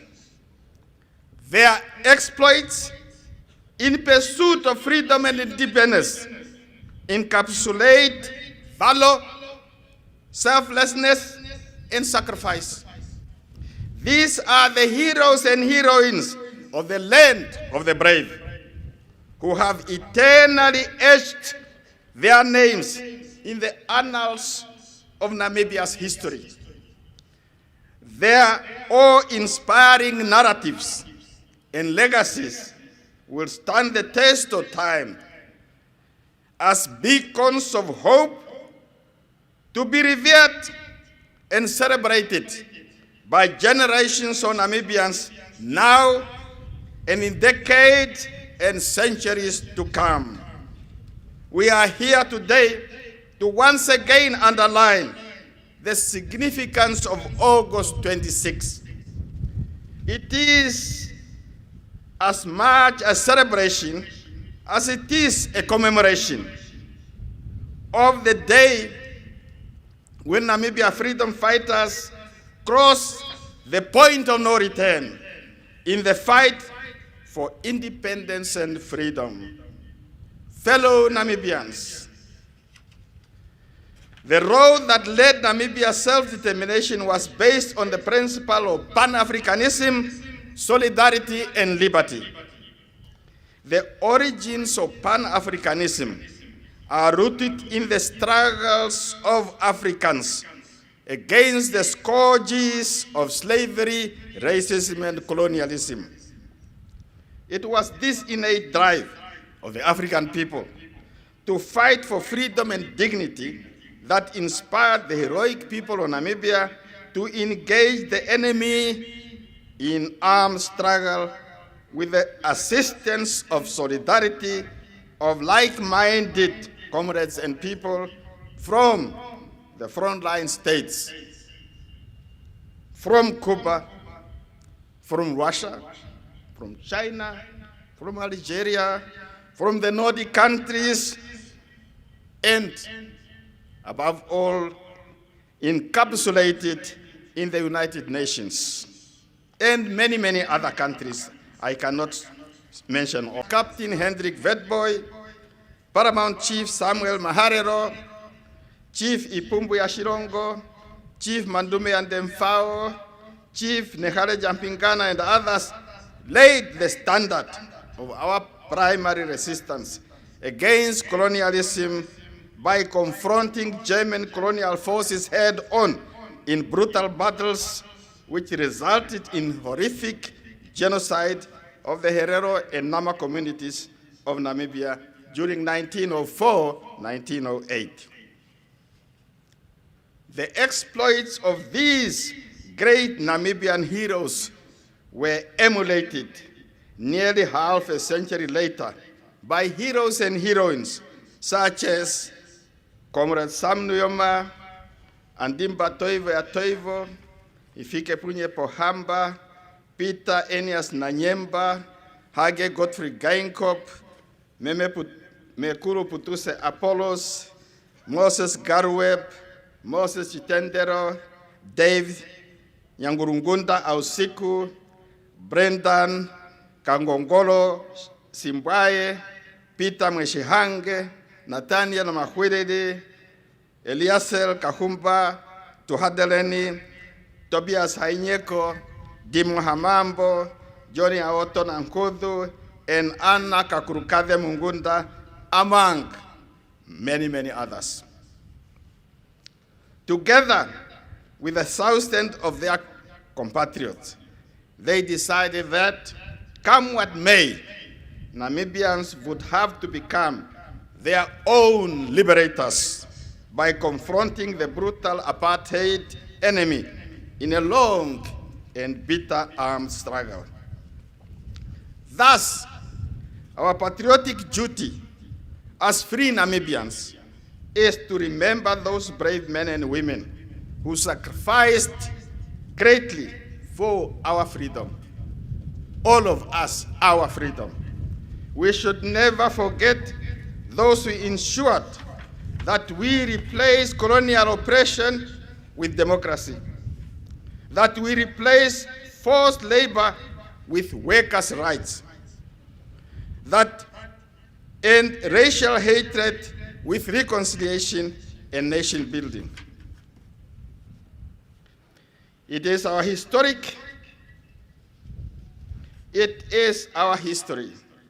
and our fight for freedom in the face of adversity and adversity which make us a proud nation built on sacrosanct principle of liberty, unity, and justice.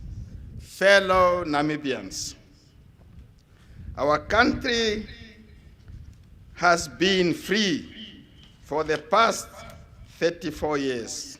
Yes, there is still a lot of work to be done to ensure that each and every Namibian benefits from the worthy sacrifices of those who came before us.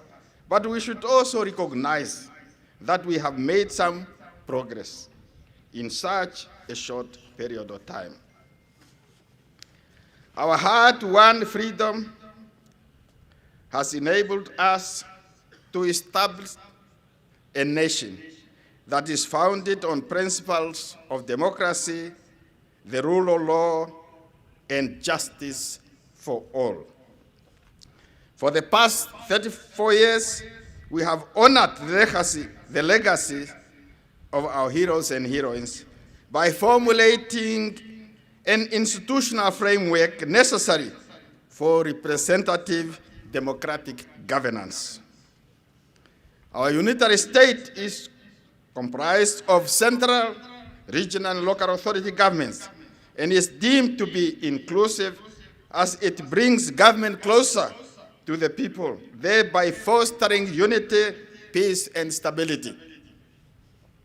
As an example, just a few weeks ago, I was in Korihas, in the Kunene region, where I held meeting with leaders of traditional authorities, which was also attended by members at all levels of our government, local, regional, and national. This meeting lasted for 4 hours and was conducted in amicable atmosphere. In all regions that I have visited so far, I have engaged in such meetings. This is the essence of participatory democracy in an independent and sovereign nation, where citizens live in peace and harmony. This is the Namibia we have built together and must continue to develop for the benefit of all our people. For these reasons, we should treasure our stability and peace, and we should ensure that our resources are utilized in a sustainable manner for the benefit of all our citizens. Together, as a united, peaceful, and organized people, we will successfully defend our territorial integrity and resources. I was proud to inspect the Guard of Honor. I look at my shoes, and it was marching in not in a professional way that we usually march, but in the sand of Omuthiya. And I said to myself, this is how they started. There were no people with good uniforms. Nobody had medal. There was none of this beautiful, nice headdress. It was just the will to fight and the will to liberate. And therefore, we, the citizens of Namibia, must be proud that we have an army, an air force, and a navy. Its roots come from the fighters of the liberation of the country, not organized things from towns. We must respect them because on them we depend for the defense of the motherland. And if you have no defenders, then you have no country. Those who challenge our authorities, those who challenge our history, then they do not know where they come from, and they will never know where they are going. They are lost kids. This is the Heroes Day for those who gave life and blood and sweat. It was not a joke. Now we are coming here with cars. You think they had cars? Let the Spirit not take over. For these reasons, we should treasure our stability and peace, and we should ensure that our resources, I think I have read that already. Government is well aware that there is an urgent need to create wealth and job opportunities for all Namibians. Most significantly, for the 70% of our population, which is made up of young people, the youth. We have said several times, or I have said several times, that we should be in a hurry to develop and grow our economy for each and every Namibian citizen to benefit. The citizens too must proactively empower themselves through education and training to acquire skills to participate in the second struggle for economic freedom. In recent years, we have made good progress to develop green economy for export of green hydrogen. Equally, the discovery of oil and gas in the offshore Orange Basin and potential development of the Kudu gas field is set to propel Namibia to becoming a major oil and gas producer in sub-Saharan Africa. Not just in Namibia, but in the whole of sub-Saharan Africa. This will unlock many business opportunities for our people. The future holds much promise for our country, Namibia. But there are also obstacles which we have to overcome for us to arrive at the gates of prosperity. At present, we are facing a devastating drought that is affecting every region across the entire country. We cannot ignore it. We cannot escape it. As a result, we must just face it together. To this extent, government has announced drought relief assistance, and this has been rolled out countrywide. However, I have received disturbing reports of deaths attributed to malnutrition, especially among children from some of our regions, and have subsequently assigned the office of the Prime Minister and Deputy Prime Minister to look into this matter and take whatever necessary measures required to address the drought and hunger situation in our country. Fellow Namibians, we have important task of continuing with our democratic legacy. That in itself imposes a responsibility on all of us. In this vein, I thank those eligible voters that have just registered to vote in the November 27th presidential and National Assembly elections. Thank you for registering.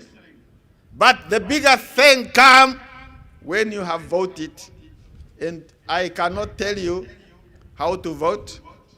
Vote, vote, and vote again.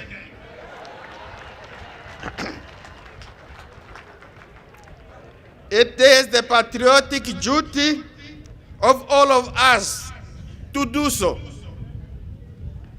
Please go and vote in a peaceful manner, without fear and without any form of intimidation. In so doing, you will contribute to the legacy of peaceful and democratic Namibia, which our founding fathers and mothers of the Namibian Constitution have bequeathed upon us. On this August 26, let us commemorate our struggle for independence and celebrate our sovereignty, reminding ourselves that our freedom did not come on a silver platter. It was a struggle. We honor those who defended their motherland by choosing to fight, risking their lives, and in many instances paying the ultimate price for their country's freedom, giving up their lives. We honor those who suffered imprisonment and torture on Robben Island and other prisons under the brutal apartheid South African regime. We honor those who had to leave their loved ones and homes to go into exile in search of better education and to fight for a free Namibia. We honor the masses of our compatriots who remained on the home front and faced the brutality of apartheid. This includes our workers, our students, our teachers, nurses, doctors, church leaders, traditional leaders, and the wider community. We thank the governments and the people of Angola and Cuba. Angolan ambassador, please stand up. And any other ambassador from those countries I have mentioned.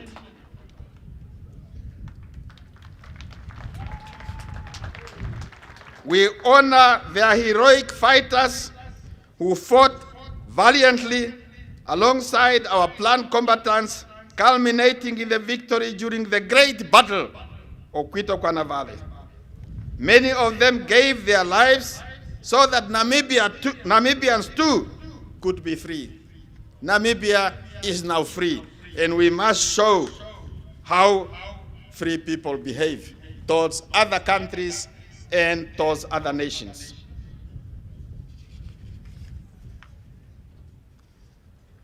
His Excellency, Comrade Samnioma,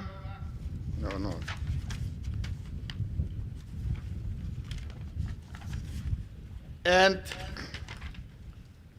the second president, Comrade Hifikepunye Pohamba, and many late, and my late brother and third president of Dr. Hage Godfrey Geinkop, we thank them for their visionary leadership, both pre and post-independence. Their great wisdom and guidance has enabled Namibians to unite into one nation and set us on the course towards prosperity. We remain deeply grateful to them all and will diligently continue to follow and honor their footsteps.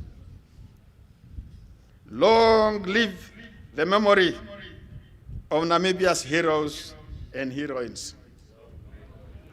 Long live the veterans of the National Liberation Movement. Long live the Republic of Namibia. And I thank you very much.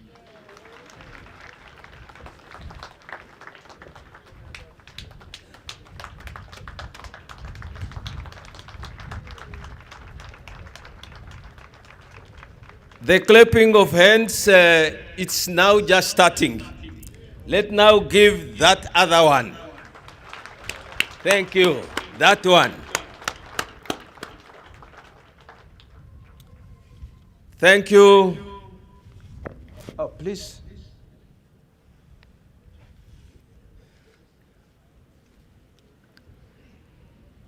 Thank you very much, Comrade President, for the statement that indeed fits the day. Indeed, their memories will be revered and celebrated. Comrade President, it was indeed a bitter struggle. We are going to watch the performance of what we call a choreograph. They are just coming now, and let us welcome them with a very big hand as they approach.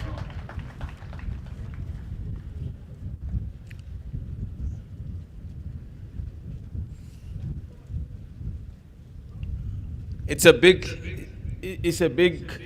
troop, and I expect beautiful things to happen here today.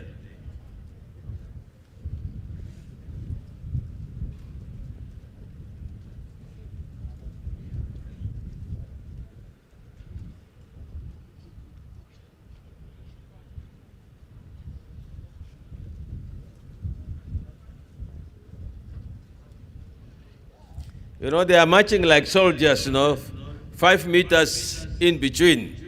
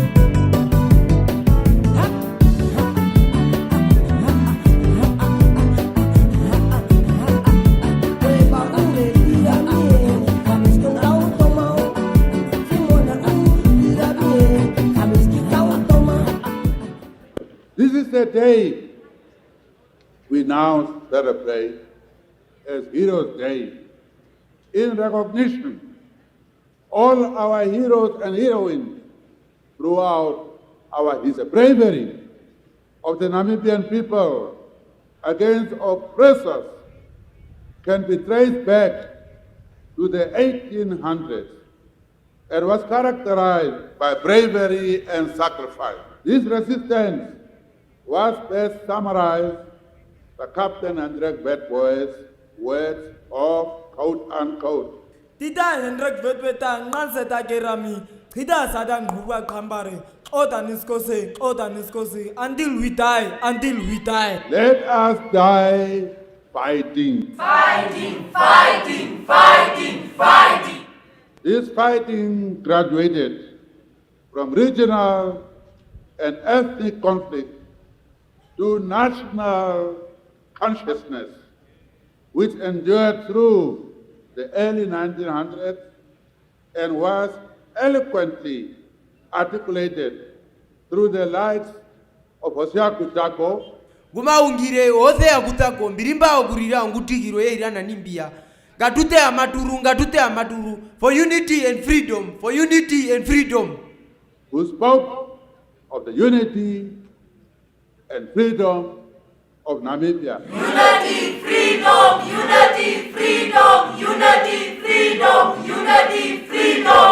Edina janje ongameoto na hulu. Era akane jetuna hairwa sema okukonyera shilongo cha Namibia oposhima nguruke sigo aruhe forever and ever. This was spearheaded under the revolutionary and unwavering leadership of Comrade Dioma, when our gallant commander, Donja Odo Nangudu, and his men were attacked at Omuguru was by racist South African soldiers.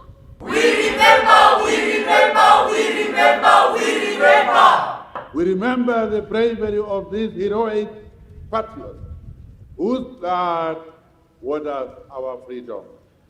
We remember the customs, the helicopters, the racism, and we say, never again.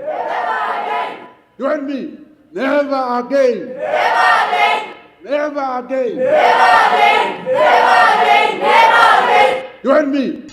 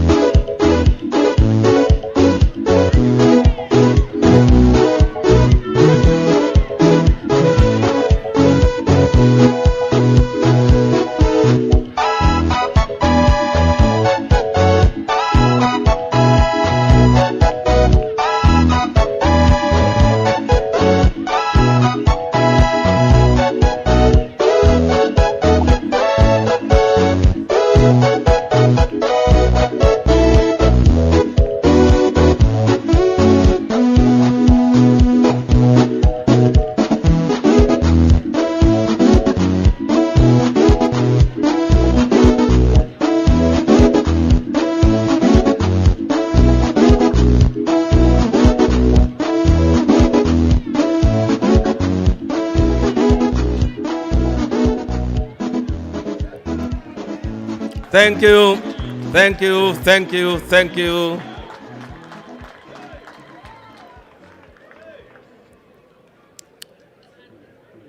Comrade President, our struggle was worth an effort. That is what the struggle was all about. To have the people of Namibia enjoying themselves, commemorating themselves everywhere, anywhere in Namibia. Thank you very much, the choreograph. Let us give them a very resounding big hand.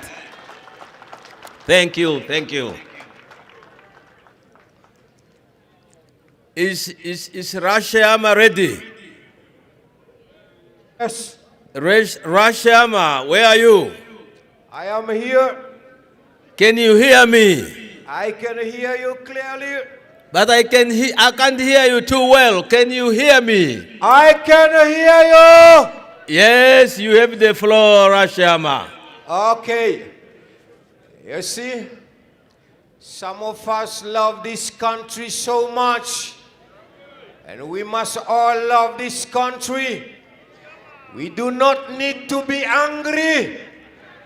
All I'm saying, who knows it, feels it, without saying any too much. Let us go. Give me volume. Tuthimulukweni singa, tuthimulukweni sowero, Shamfield, tuthimulukweni singa, yamwame me asilamo, Omwene tamba mboka, yasilo shili, omwene tamba mboka, omwene tamba mboka, yasilo shili.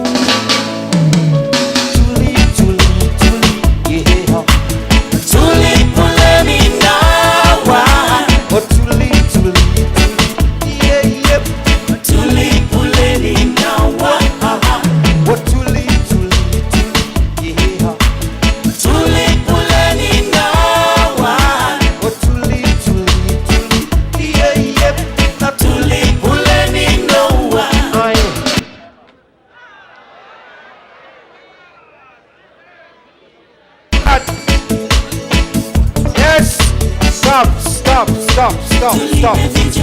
Bring it again. Bring it again. Bring it again. Bring it again. You got to bring it again. I don't know whether it's the electricity or what, but we got to hear this song. Come again.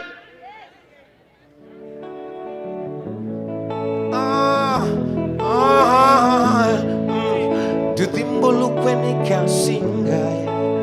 Tuthimulukweni sowero, Shamfield, tuthimulukweni kasinga, where yamwame me asilamo, silo shili, omwene tamba mboka, yasilo shili, Lora, tuli, yeah. tuli puleni nawa, tuli puleni nawa, tuli, yeah. tuli puleni nawa, yeah. tuli puleni nawa.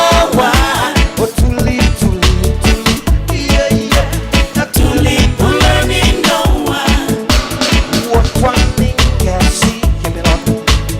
What one thing I see, yeah. What one thing I see, yeah. Tulimbe vije tu, kene. Otenga, oh, iwai. Otenga, oh, iwai. I. Otenga, oh, iwai. Amama tele yeka.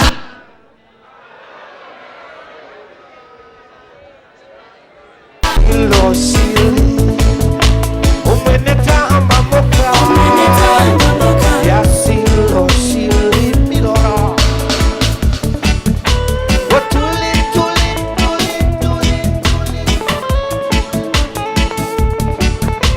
No.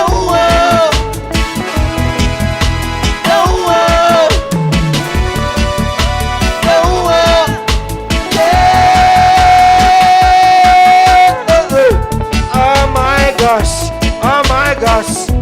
God loves Namibia. Oh yes. I cannot dance.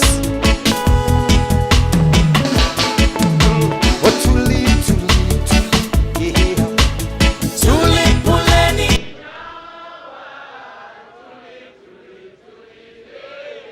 Tuli, Puleni, now what? Oh, Tuli, Tuli, Tuli, yeah. Tuli, Puleni, now what? Oh, Tuli, Tuli, Tuli, yeah, yeah. Now Tuli, Puleni, now what? What one ninga seek me up? What one ninga seek, yeah. What one ninga seek away? Tuli me vijeto, yeah, ne. Otenga oh, the boy. Otenga oh, the one I. Otenga oh, the boy. Mama tele ya kali.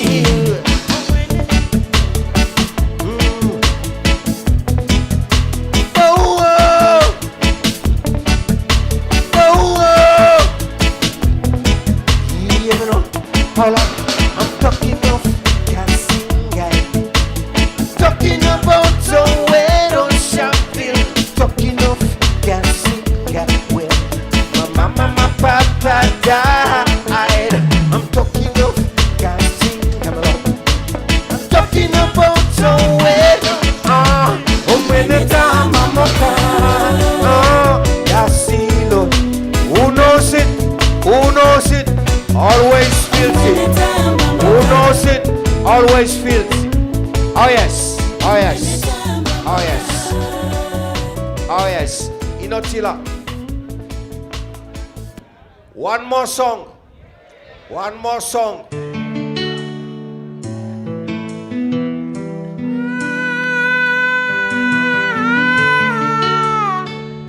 Oh my gosh.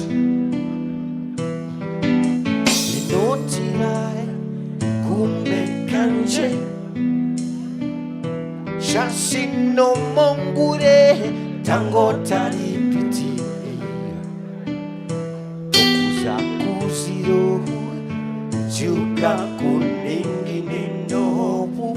Tabiza kumbugantu. Juga kumbanga. Yemeno abo. Shokero shaire shaire.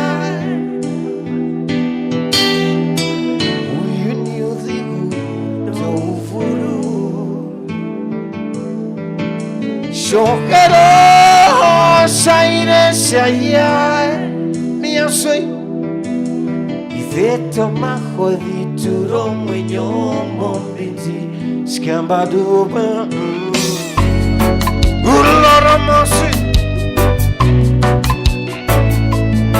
Oh my gosh Oh Lord You know that I, my friend Eruodi no kutenda no nyothi mawira Ya se ipenduka Tareru yuni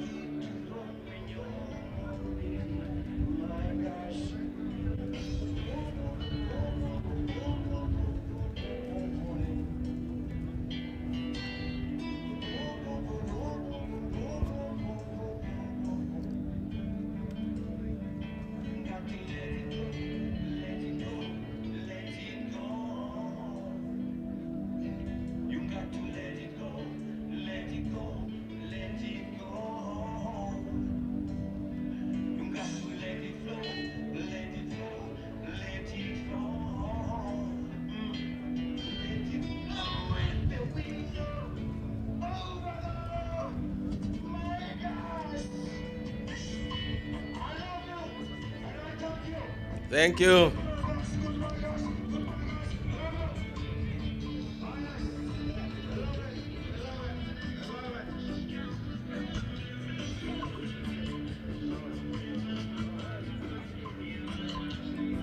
Thank you. Thank you, Rash. Thank you, Rash Yama. Thank you. Let's give him a very big hand. Thank you very much. You reminded us of those days. Thank you. After the choreograph and the Rash Yama, I don't know what Ndrimani has in store. But Ndrimani, is your turn now to give us that one shot that you have prepared for this occasion. You have only one slot. You must prepare the best one for yourself. Best one that you have in store for this occasion. Because if you don't give it, don't get it, you don't give it, you don't get that chance anymore today. That is your chance, Ndrimani. Thank you.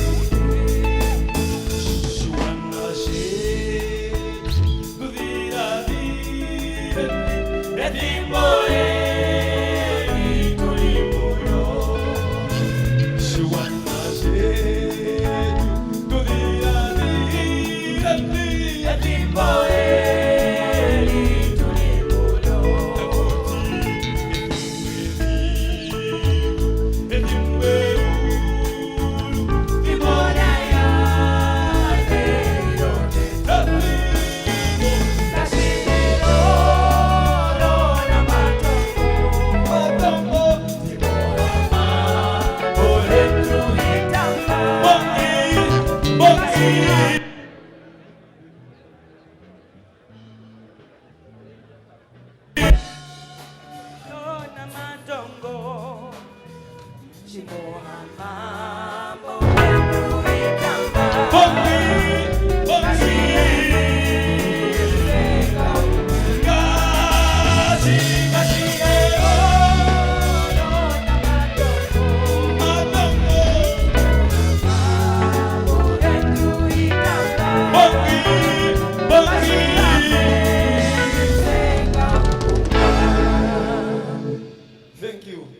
you.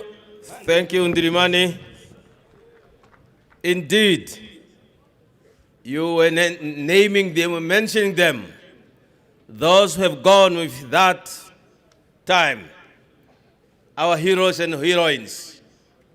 The struggle was bitter. It was long. It took a lot of lives of our people.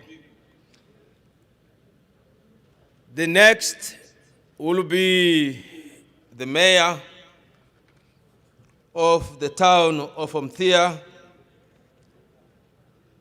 His Worship,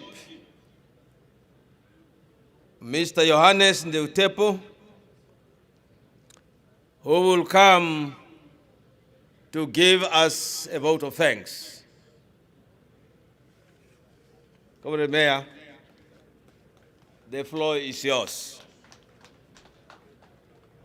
Let's welcome the mayor. He's our host.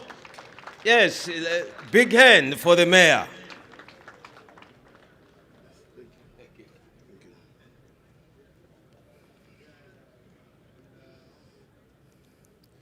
Thank you, Master of Ceremonies.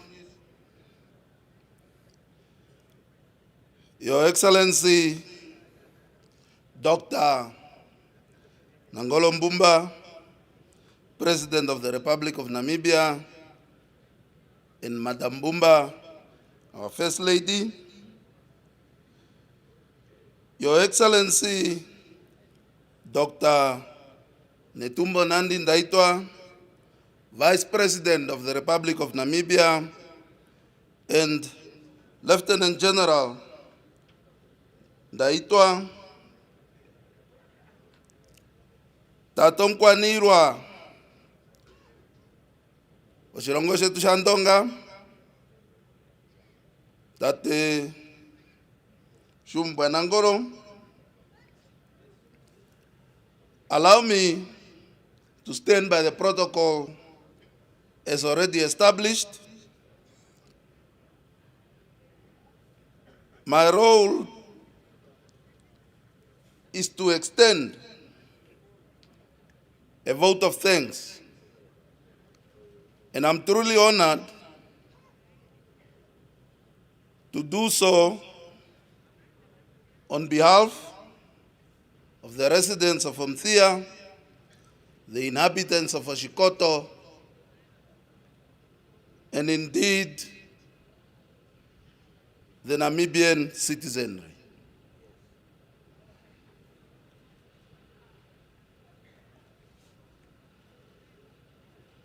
I would like to first and foremost thank the Almighty for having made this day the day which we can enjoy, which we celebrate our heroes and heroines who have made so much sacrifice for the betterment and for the establishment of our great nation.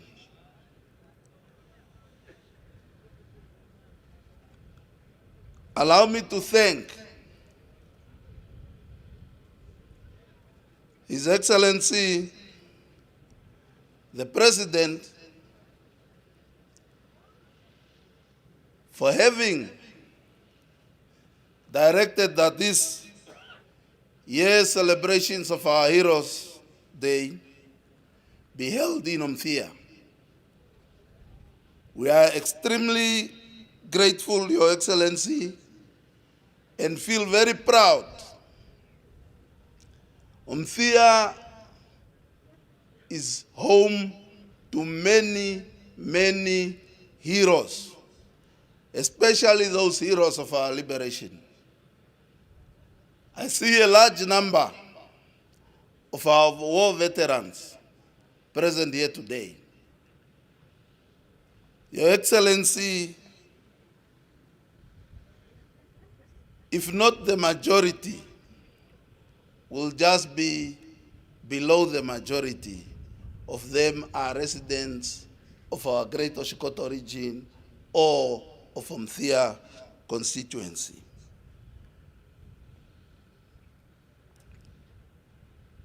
The address made by Your Excellency, I could not appreciate it more. As they are, and this is what we should be very thankful for, those few, and when I say few, it's in comparison to the numbers that came to celebrate here today, that feels that days like this are not important. And Your Excellency just underlined that if you do not know your history or where you're coming from, you will never know where you are going. A nation is established, the foundation is there. It's now up to us who are in the energy today to build on that foundation. Now, if you cannot see the foundation, I don't know what you are going to build on.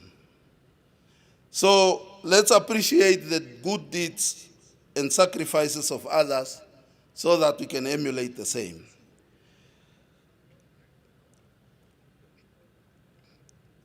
Fellow Namibians, let me thank our leadership for organizing very well this event, together with all those that took part in organizing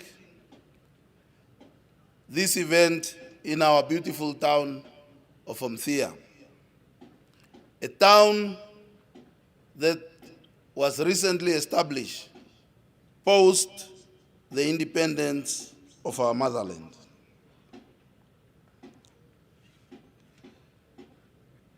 I would like to thank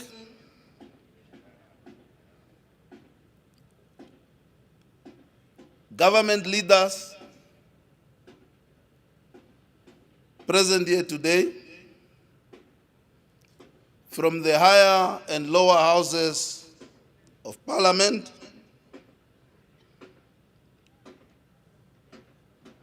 leaders of our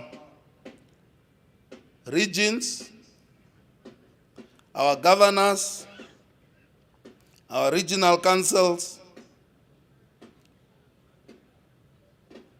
local authority leaders present here today who traveled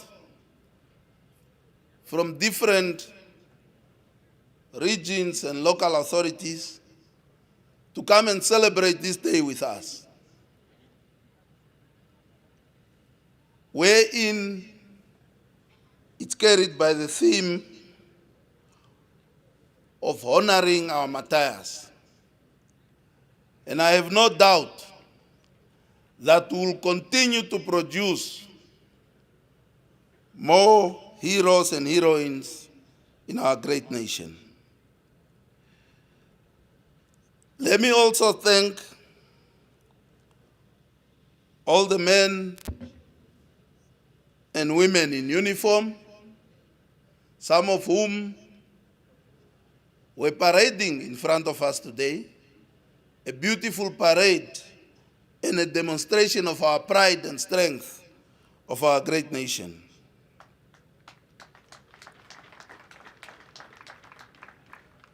Allow me also to thank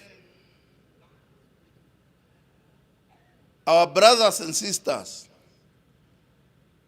our friends indeed, who have stood by us and continue to support us in our national activities from different countries, who made the effort to travel to Omuthiya.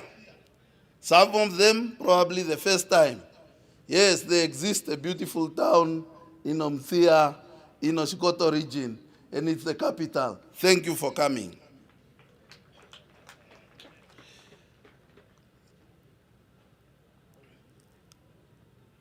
Our traditional leaders,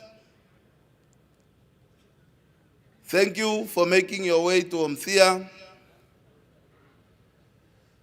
Our veterans, as it was said here, this is your day. Today we celebrate you. We celebrate your effort and your sweat and your sacrifice to ensure that a young person like me can stand at this podium today with many, many cameras and an NDF brass band before me, and the president behind me, and talk like a boss. So we celebrate you today, our veterans. Give yourself a round of applause.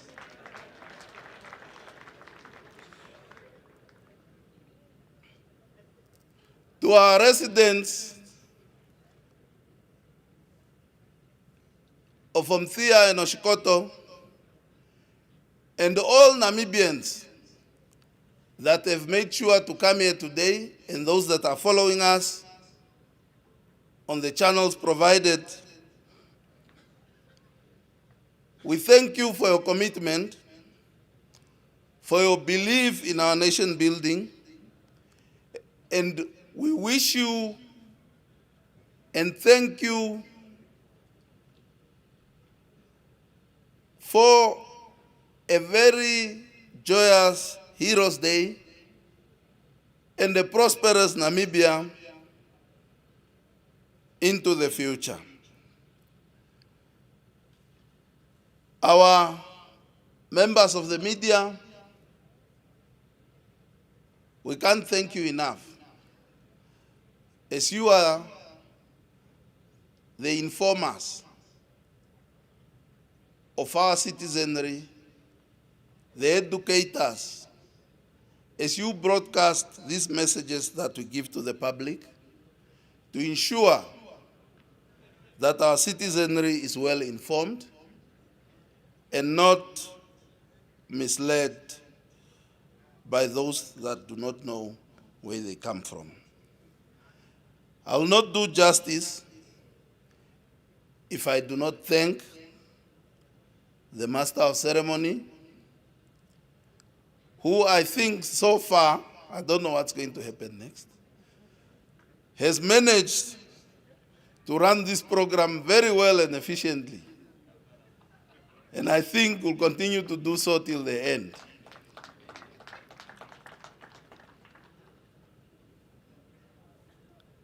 Let me also thank all the performance groups or individuals who made our day very entertaining. Thank you very much. Omuthiya will remain profoundly grateful for this event, as it will leave a lasting legacy to our newly established town. I do not think I have to leave the podium without thanking myself for having thanked everybody. I thank you.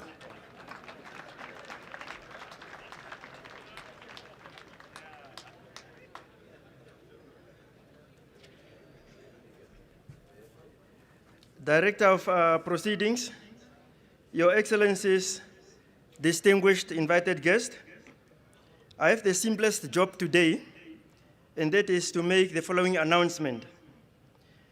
You are all invited for lunch, which will be served at the stadium as follows. The tent behind me, you will be served as you are leaving the tent at the gate where you entered from. The veterans on my left You will be saved where you are seated. For the rest of the community, you will be saved as you are exiting I would call it the stadium for lack of a better word. And we are pleading that we have order for the youth to be in one queue and the elders to be in one queue.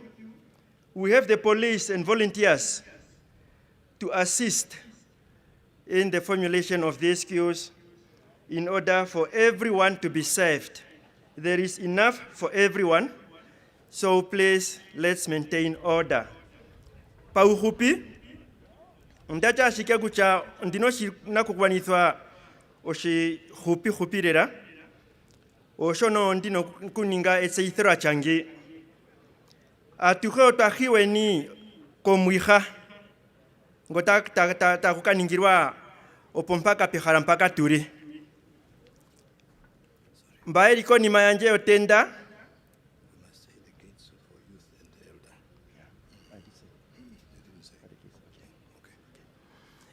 mbaeri ko tenda iliko ni mayanje uno otayakapewa ro po gate po mwero mpoka ya pitire shota ya mo kaparemu o veterana mbaeri ko rumo khorwanje otayakapewa omwiha kwao mpoka ya kutumba onkene akuruntu na hunjuka otayakapewa ropo muyero mpe kanga ya pitire shota ya peharampa opompa tulimpa. For the youth and the elderly, they will be saved at the gates where they entered the place where we are. This is the short announcement I had to make. I thank you.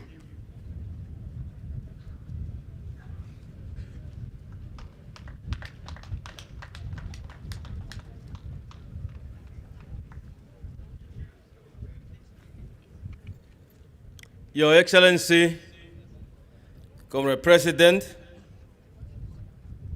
we are coming to the end of our program. I would just like to request that as we depart from here,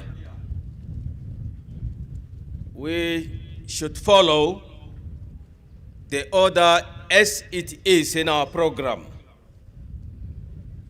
You see the program of the departure of dignitaries. I believe everyone has access to this program, and in particular, the tent behind me, to follow that order of our departure. May I now request all of you, Your Excellency, and everyone present to rise for the national anthems.